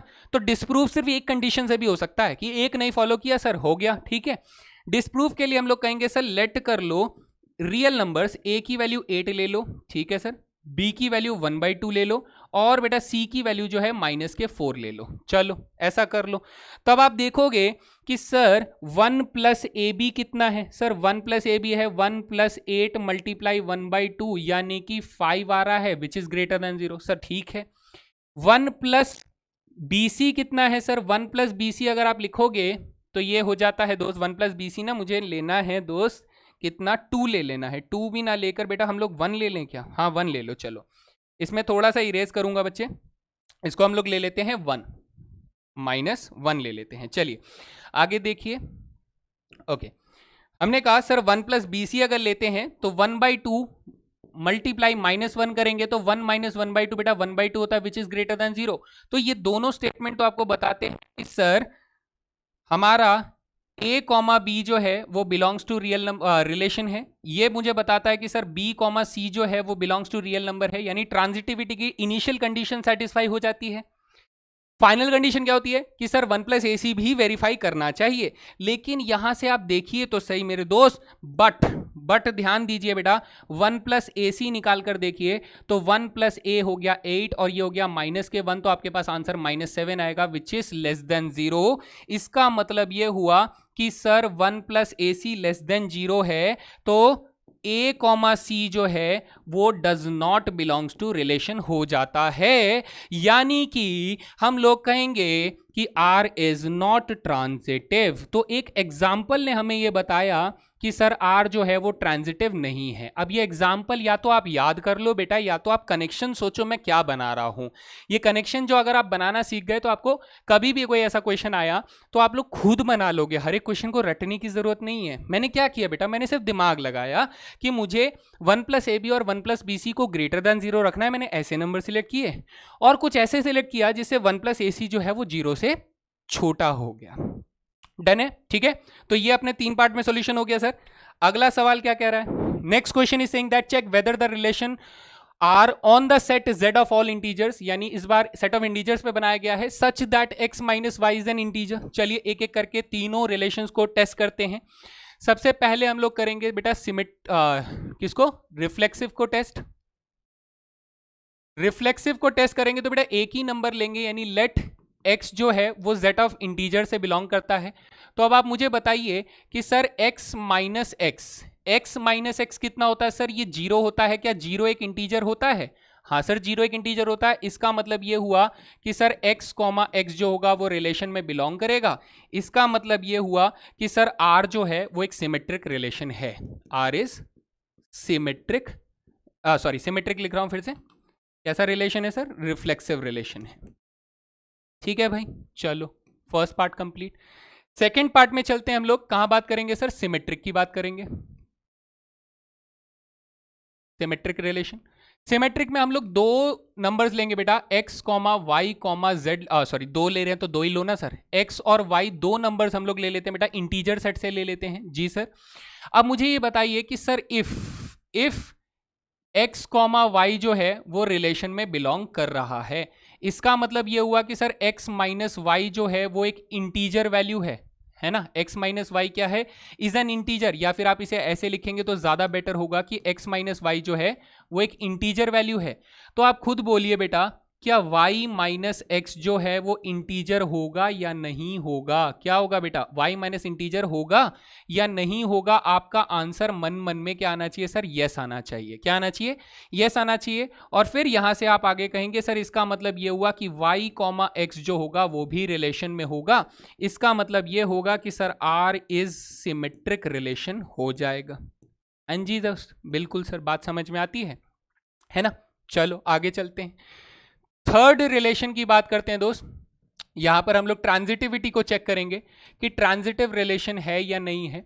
तो ट्रांजिटिव के लिए हम लोग 3 नंबर्स लेंगे, दैट इज x, y और z। ये तीनों हम लोग इंटीजर्स ले लेते हैं, ठीक है सर। अगर मैं कहूं कि सर x कॉमा वाई जो है और y कॉमा z जो है ये दोनों ही रिलेशन के पहले से ही एलिमेंट्स हैं, पहले से ही मेंबर्स हैं, तो इसका मतलब ये हुआ कि सर x माइनस वाई जो होगा वो एक इंटीजर होगा। तो सपोज उस इंटीजर को मैं i1 दे देता हूं, और y माइनस z जो होगा वो भी एक इंटीजर होगा, तो सपोज मैं उसको i2 नाम दे देता हूं, कोई इंटीजर वैल्यू, है ना। तो अब मुझे ट्रांजिटिविटी चेक करनी है, तो मुझे ये देखना है कि सर क्या x माइनस जेड जो है वो एक इंटीजर होगा या नहीं होगा। तो x माइनस जेड कैसे निकालें बेटा? x माइनस जेड को निकालने के लिए आपको थोड़ा सा दिमाग लगाना पड़ेगा। वो ये कि सर मुझे x माइनस वाई को अगर मैं y माइनस जेड से प्लस कर देता हूं तो मेरे पास x माइनस जेड आ जाता है। हाँ सर आ जाता है। इसका मतलब ये हुआ कि सर ये i1 प्लस i2 के बराबर होगा, तो सर यस ये भी एक इंटीजर ही आएगा, क्योंकि दो इंटीजर्स का सम इंटीजर होता है। तो आपका आंसर आ जाएगा यस। इसका मतलब ये हुआ कि सर x कॉमा जेड जो होगा वो भी एक रिलेशन का मेंबर होगा। So it means r is transitive. तो हमें समझ में आया कि सर ये एक ऐसा रिलेशन है जो कि इक्विवेलेंस है, यानी रिफ्लेक्सिव भी है, सिमेट्रिक भी है और ट्रांजिटिव भी ये हो जाता है। हाँ जी, बढ़िया जी। अगला सवाल करें, चलो। Next question, check whether the relation R on the set z of all integers such that modulus a minus B is less than 5। Modulus a minus B is less than 5। तो यहां पर हम लोग सबसे पहले रिफ्लेक्सिव से शुरू करते हैं दोस्त, ठीक है। रिफ्लेक्सिव में हमारे पास मैंने लेट किया एक नंबर दैट इज a, जो कि कहां से है सर? इंटीजर वैल्यू दी जा रही है। तो हम कहते हैं कि सर a और a का डिफरेंस का मॉड अगर निकालें तो वो होता है 0। सर क्या वो 5 से छोटा होता है? आप बोलोगे हाँ सर 5 से छोटा होता है, यस है। और अगर आपका आंसर दोस्त यस आता है, आपका आंसर अगर यस आता है तो it means a comma a जो है वो रिलेशन में बिलोंग कर रहा है। It means r is reflexive, है ना। चीजें समझ में आ रही है ना? धीरे धीरे अगर अभी भी कुछ दिक्कत आती है तो प्रैक्टिस करो भाई, बिल्कुल आंख बंद करके प्रैक्टिस करो और आपको आएगा, ठीक है। यहां पर हमारे पास अगला कंडीशन क्या है सर? सिमेट्रिक की कंडीशन है। सिमेट्रिक को चेक करते हैं। सिमेट्रिक में हम लोग 2 नंबर ले लेंगे, यानी a और b ले लेंगे, जो कि इंटीजर से बिलोंग कर रहा होगा। तो हमने कहा कि sir if a comma b जो है वो पहले से रिलेशन का एलिमेंट है, तो इसका मतलब ये हुआ कि a और b का जो मॉड्यूलस वैल्यू है वो 5 से छोटा बराबर है। तो क्या इसका मतलब b माइनस a का मॉड्यूलस जो है वो 5 से छोटा बराबर होगा या नहीं? तो आपका आंसर यस आना चाहिए दोस्त। और अगर यस आ रहा है तो इसका मतलब सर b कॉमा a भी रिलेशन में मौजूद होगा। इसका मतलब r जो है वो सिमेट्रिक भी यहां पर वेरीफाई हो जाता है, ठीक है दोस्त। यहां तक समझ में आता है? चलो अब बच्चे, मैं ये समझ सकता हूं बिकॉज मैंने इस क्वेश्चन को कई बार सॉल्व किया है, तो आपको ये समझ में आएगा कि सर थर्ड वाला कंडीशन जो है ना डिस्प्रूव हो जाएगा। कैसे? जरा ध्यान से देखिएगा दोस्त। ट्रांजिटिव की बात कर रहे हैं, ट्रांजिटिव ये कुछ क्वेश्चंस ऐसे होते हैं जिनको प्रैक्टिस करते करते ना आपको याद हो जाएगा। तो इसी को कहते हैं प्रैक्टिस से पता चलेगा कि ये क्वेश्चन आपको आता है या नहीं आता है, वरना आपको लगेगा थोड़ा सा दिमाग, एक्स्ट्रा दिमाग लगेगा, तभी आप कर पाएंगे। चलो देखिए, यहां पर मैं यहां पर करता हूं बेटा, एक एग्जांपल ले लेता हूं। लेट a बराबर हम लोग 1 ले लेते हैं, ठीक है सर। b बराबर हम लोग 6 ले लेते हैं और c बराबर हम लोग ले लेते हैं बेटा 11 ले लेते हैं। चलो मैंने कुछ नहीं किया बेटा, मैंने 5-5 के गैप में 3 नंबर्स ले लिए सर। 5-5 के गैप में 3 नंबर ले लिए, क्या हमारा काम हो जाएगा? देख लो। आप कहोगे कि सर a माइनस बी का जो मॉड है वो हमारे पास 1 माइनस 6 सर किसके बराबर आ जाता है? 5। क्या ये 5 से छोटा बराबर है? आप बोलोगे यस सर। यस है, तो इसका मतलब ये हुआ कि sir a comma B relation में बिलोंग कर रहा है। हाँ सर कर रहा है, a ने b को बीमारी दे दी। सर b माइनस सी का मॉड निकाल कर देखो, आप कहोगे सर 6 माइनस 11 अगर आप करोगे तो सर इससे भी 5 आ जाएगा, क्या ये इससे छोटा बराबर होता है? आप कहोगे हाँ सर यस होता है। तो इसका मतलब ये हो गया कि सर b कॉमा सी रिलेशन में आ गया। सर a ने b को बीमारी दी, b ने c को बीमारी दी, अब बस पता ये लगाना है कि a ने c को बीमारी दी या नहीं दी। तो दया पता लगाओ। दया गया, दया बोल रहा है कि सर ठीक है मैं a और c के बीच का डिफरेंस देख लेता हूं। सर a का डिफरेंस 1 और 11 के बीच का डिफरेंस 10 आ गया, लेकिन अब ये 5 से बड़ा बराबर हो गया। सर इसने डेफिनेशन को कर दिया बर्बाद। तो इसका मतलब ये हुआ कि सर a कॉमा सी जो है वो रिलेशन में बिलोंग नहीं कर रहा है। इसका मतलब जो है r इज नॉट ट्रांजिटिव हो जाता है। क्या हो जाता है दोस्त? R इज नॉट ट्रांजिटिव हो जाता है। इस तरीके के सवाल आप लोगों से बार बार पूछे जाते हैं। I hope this is clear to everyone. ठीक है, चलते हैं नेक्स्ट क्वेश्चन की तरफ। This is also very good example, और ये क्वेश्चन प्रीवियस ईयर क्वेश्चन में पूछा जा चुका है, तो इसे भी ध्यान से देखिए दोस्त। यहां पर सबसे पहले हम लोग लेकर आएंगे किसको? रिफ्लेक्सिव को। रिफ्लेक्सिव की बात करेंगे तो एक एलिमेंट को लेंगे sir, let a belongs to, क्या लेना है दोस्त? a बिलोंग्स टू हमें लेना है सेट z से, इंटीजर से लेना है। ठीक है, a बिलोंग्स टू z लेना है। अच्छा, इस कंडीशन में आप कहोगे कि sir a plus a root 5, definition किससे मिल रही है? a plus a minus root 5। कैसे लेंगे दोस्त? a plus a minus root 5 ले लेते हैं। अच्छा सर ठीक है, a plus a minus root 5। ध्यान रखना बेटा इंटीजर्स लेना है, इंटीजर्स लेना है। तो क्या sir a plus a root 5 जो होगा या माइनस रूट 5 जो होगा वो सर हमारे पास 2a माइनस रूट 5 होगा। क्या ये सर एक इरेशनल नंबर होगा? आप बताइए दोस्त, क्या ये इरेशनल नंबर होगा? आप बताइए, है ना। क्वेश्चन मार्क मैं यहाँ पे लगा रहा हूँ, यस और नो के हिसाब से आप आंसर कीजिएगा। ये भी आप लोगों का होमवर्क हो जाता है। जी सर, ओके। अब मैं यहां से सेकंड टर्म में चलता हूं बेटा, सिमेट्रिक के केस में चलता हूं। ठीक है, सिमेट्रिक के केस में चलता हूं। सिमेट्रिक के केस में, अच्छा मैं इस क्वेश्चन को ना थोड़ा सा बदलना चाहता हूं भाई, मैं थोड़ा सा बदलना चाहता हूं। थोड़ा समझिए कि इस क्वेश्चन में हम लोगों को क्या करना है दोस्त, थोड़ा सा चेंज करना है। चेंज क्या करना है? मैं यहां पर चेंज करके इसको बनाना चाहता हूं आर। क्या बनाना चाहता हूं? आर मतलब सर रियल नंबर्स का सेट बनाना चाहता हूं। तो इससे क्या होगा, क्वेश्चन थोड़ा सा ना इंपॉर्टेंट हो जाएगा।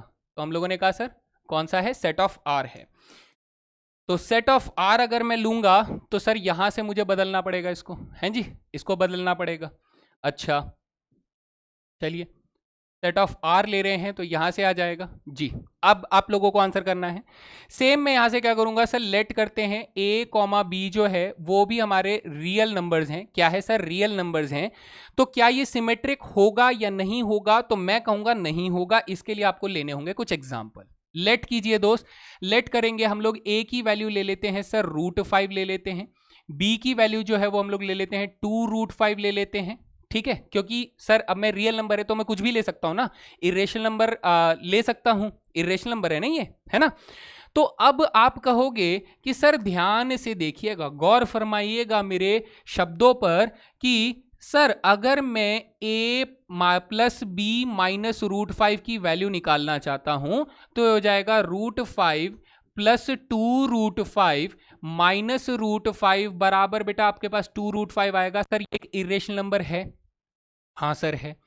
मैं अगर b प्लस ए माइनस √5 निकालना चाहूं, है ना, b प्लस ए माइनस √5 निकालना चाहें तो इसमें कुछ गड़बड़ हो रहा है क्या? ये a प्लस बी माइनस √5 है ना। तो a प्लस बी माइनस √5 ये भी सर आंसर तो करेगा, ये तो वैसे ही आंसर करेगा, क्या ही फर्क पड़ेगा, कम्यूटेटिविटी है ना, कम्यूटेटिविटी है तो कोई फर्क नहीं पड़ेगा इसमें। जरा ध्यान से देखते हैं, चलिए। ओके ओके यस, हाँ। तो b की वैल्यू हम लोग ले लेते हैं दोस्त, यहाँ पर ये हो जाएगा सर 2√5 प्लस √5 माइनस √5 हो जाएगा। तो सर यहाँ से भी 2√5 आएगा। तो आप कोई सी भी वैल्यू लेकर देख लीजिए, मुझे ये लगता है कि सर ये कम्यूटेटिव दिखाएगा, है ना। तो हमें एग्जांपल लेने की जरूरत नहीं है, ये क्वेश्चन थोड़ा सा अलग है, शायद मेरे दिमाग में जो आ रहा है उस क्वेश्चन से थोड़ा सा डिफरेंट है। और इस बेसिस में मैं कहूँगा कि sir if a comma b जो है वो रिलेशन का एक एलिमेंट है, और ए इसका मतलब ये हुआ कि ए प्लस बी माइनस रूट 5 जो है वो रिलेशन का एलिमेंट है, ठीक है। और वो क्या है सर, वो एक इर्रेशनल नंबर है, is equals to irrational number. अच्छा सर, तो क्या सर बी और ए को जगह बदलने के बाद अगर मैं कैलकुलेशन करूं तो क्या वो इर्रेशनल आएगा? तो सर क्योंकि a प्लस बी और b प्लस ए की वैल्यू सेम होती है, मैं फिर से बोल रहा हूं दोस्त, a प्लस बी और b प्लस ए की वैल्यू सेम होती है तो आंसर में कोई फर्क नहीं आएगा। इसका मतलब ये होगा कि सर b कॉमा ए जो है वो भी रिलेशन में बिलोंग करेगा। सो हमारे पास r जो होगा वो बेटा सिमेट्रिक रिलेशन यहां पर बनेगा। क्या बनेगा दोस्त? सिमेट्रिक रिलेशन बनेगा। आप a और b की वैल्यू चाहे कुछ भी ले लीजिए, आपका सिमेट्रिक रिलेशन यहां पर बन जाएगा। लेकिन हम लोग एक चीज कर सकते हैं दोस्त, एक चीज कर सकते हैं, हमें यहां पर कुछ वैल्यूज ऐसी जरूर दिखेंगी जिसकी वजह से ये डिस्प्रूव हो सकता है। सर कैसे डिस्प्रूव हो सकता है, जरा ध्यान से देखेंगे तो वो एलिमेंट तो बिलोंग ही नहीं करवाना है ना, फिर हमें वो एलिमेंट बिलोंग नहीं करवाना है, और एलिमेंट बिलोंग नहीं करेगा तो सर सिमेट्रिकसिटी हमारी यहां पर देखिए डिस्प्रूव हो सकती है। कैसे, जरा ध्यान से देखिए। लेट कीजिए बेटा कि a की वैल्यू आप लोग √5/2 ले लीजिए। इस वाली केस में a की वैल्यू √5/2 लेकर देखिए तो आप कहेंगे सर ये a प्लस a माइनस √5 जो है ये बन जाएगा √5/2 प्लस √5/2 माइनस के √5, सर ये 0 हो जाएगा ना, और 0 जो होता है 0 इज नॉट इर्रेशनल। तो सर अगर ये 0 इर्रेशनल नहीं है तो हम लोगों ने ये एक रियल नंबर लिया था ना, एक ए की वजह से सर क्या हो रहा है कि √5/2 कॉमा √5/2 जो है वो सर रिलेशन में बिलोंग नहीं कर रहा है। तो इसका मतलब ये क्या होना चाहिए सर, नॉट रिफ्लेक्सिव होना चाहिए, क्योंकि सभी एलिमेंट्स का रिफ्लेक्सिव होना चाहिए। सर यहाँ पे एक एलिमेंट का रिफ्लेक्सिव नहीं बन रहा है। बट इस वाली केस में आप लोगों को क्या मिल जाएगा दोस्त, इस वाले केस में मिल जाएगा आपको सिमेट्रिक, है ना, सिमेट्रिक मिल जाएगा, आर सिमेट्रिक आ जाएगा, क्योंकि यहाँ पे डिस्प्रूव होने वाला केस कोई भी नहीं बनेगा, और डिस्प्रूव बनने के लिए हम लोगों को फर्क भी नहीं पड़ता है यहाँ पर। चलिए ट्रांजिटिव के केस में चलते हैं दोस्त। ट्रांजिटिव के केस में मैं आप लोगों के सामने एक एग्जाम्पल बनाने की कोशिश करता हूं। अगर मैं यहां पर मान लेता हूं कि सर लेट कर लेते हैं a की वैल्यू हम लोग ले लेते हैं सपोज 3√5 ले लेते हैं, जी सर ठीक है। b की वैल्यू हम लोग ले लेते हैं 2√5 ले लेते हैं, जी सर ठीक है सर। अच्छा, और c की वैल्यू हम लोग ले लेते हैं माइनस के 4, माइनस के नहीं सर, माइनस के नहीं, सिर्फ माइनस के 2√5 ले लेते हैं। क्या ले लेते हैं, माइनस के 2√5। इन एग्जाम्पल्स को जरा ध्यान से देखिए, आपको पता लगेगा कि इसके अंदर कुछ खास है। क्या खास है सर, इसके अंदर क्या खास है वो बताइए। जब आप इसे ध्यान से देखेंगे तो आप कहेंगे कि sir a plus b minus √5 निकाला तो 3√5 प्लस 2√5 माइनस √5 अगर करेंगे तो 3 2 5 माइनस 1 सर 4√5 आएगा, जो कि एक इरेशनल नंबर है। सर अगर मैंने b प्लस सी माइनस √5 निकाला तो हमारे पास 2√5 प्लस नहीं माइनस 2√5 माइनस √5 आ जाएगा, तो आपके पास माइनस √5 आएगा, जो कि एक इरेशनल नंबर है। हाँ सर, यानी हमें समझ में आया कि सर a कॉमा बी और b कॉमा सी दोनों ही रिलेशन के एलिमेंट्स हैं। अब मुझे चेक करना है कि सर a और c का रिलेशन है कि नहीं।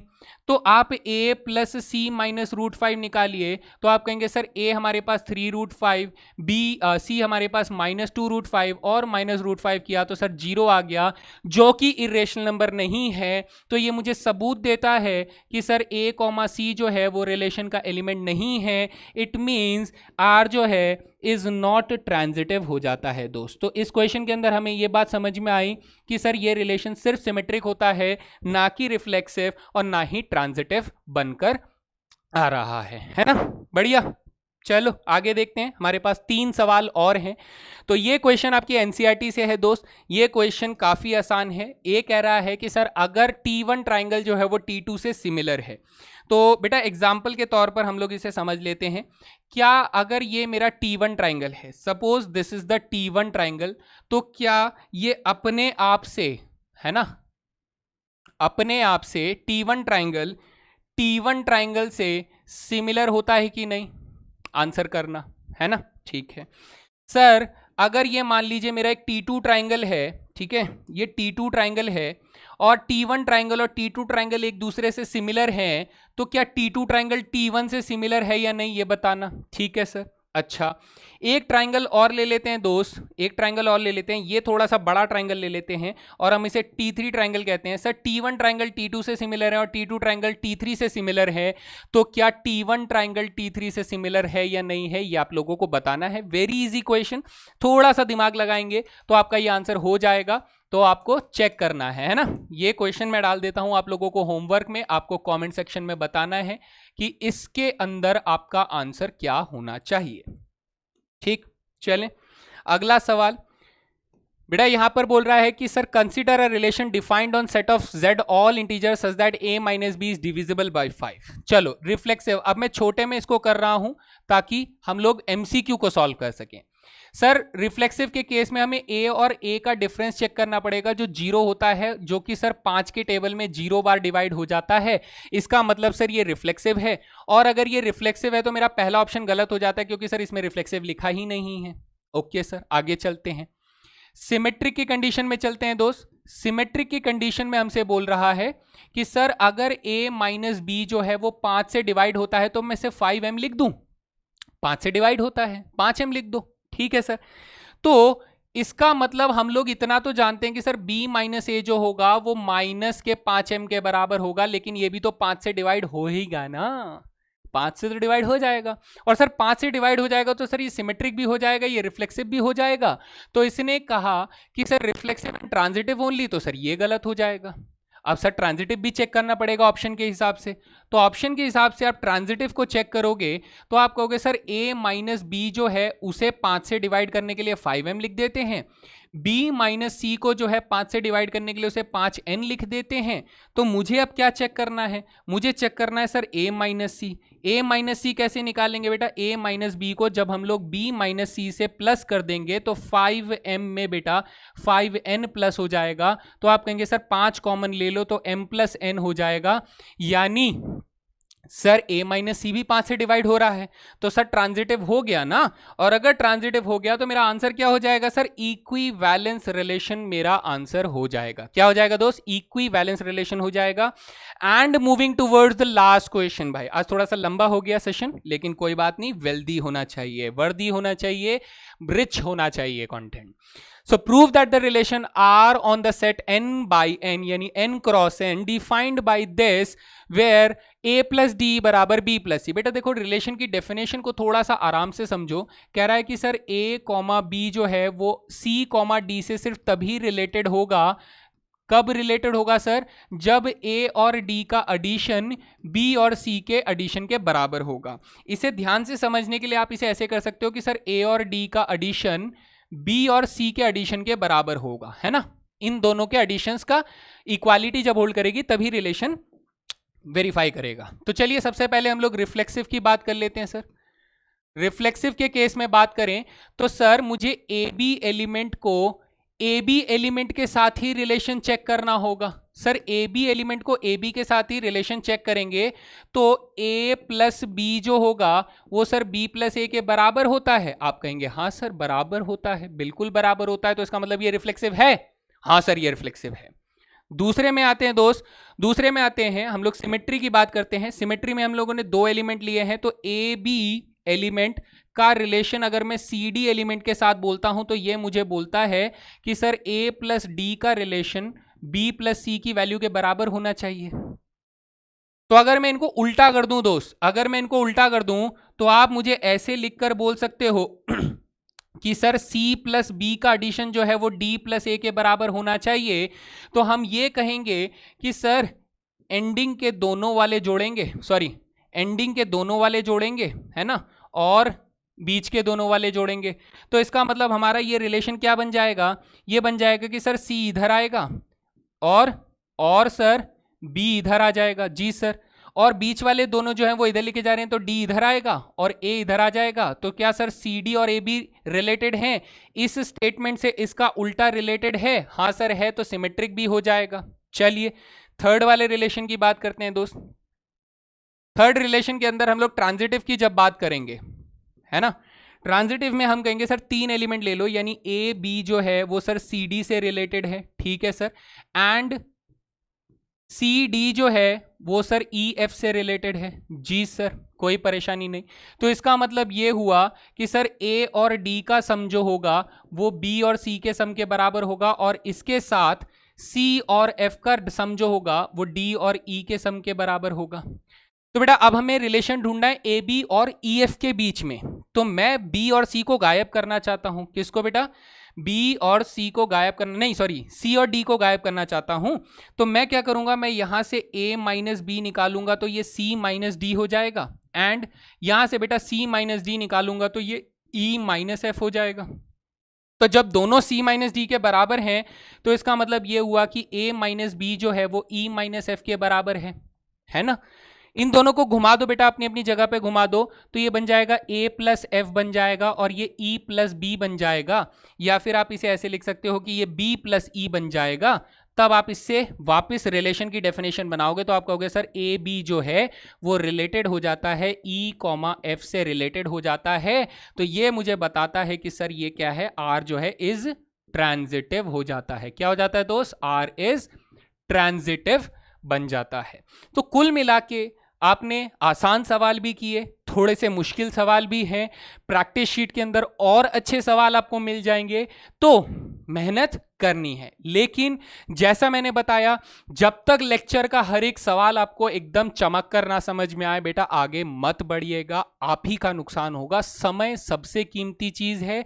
अगर आप इसको छोड़कर आगे जा रहे हो, आप सोच रहे हो कि नहीं अगर मैं प्रैक्टिस शीट लगाऊंगा या फिर मैं एनसीईआरटी लगाऊंगा तो मुझे समझ में आ जाएगा, नहीं बेटा नहीं। पहले आप पूरे लेक्चर के करे हुए सवालों को अच्छे से सीखें, समझें, जानें, देन उसके बाद आगे बढ़ें, ठीक है।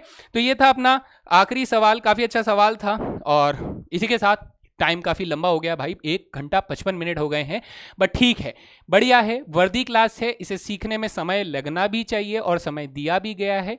तो बस प्रैक्टिस करना है, और हारना, थकना, झुकना, रुकना ये शब्दों को अपनी डिक्शनरी से बाहर फेंक दो एकदम, ठीक है भाई। तो इसी के साथ ये सेशन होता है यहां पर खत्म, मिलते हैं अगले सेशन में, तब तक के लिए जय हिंद दोस्तों।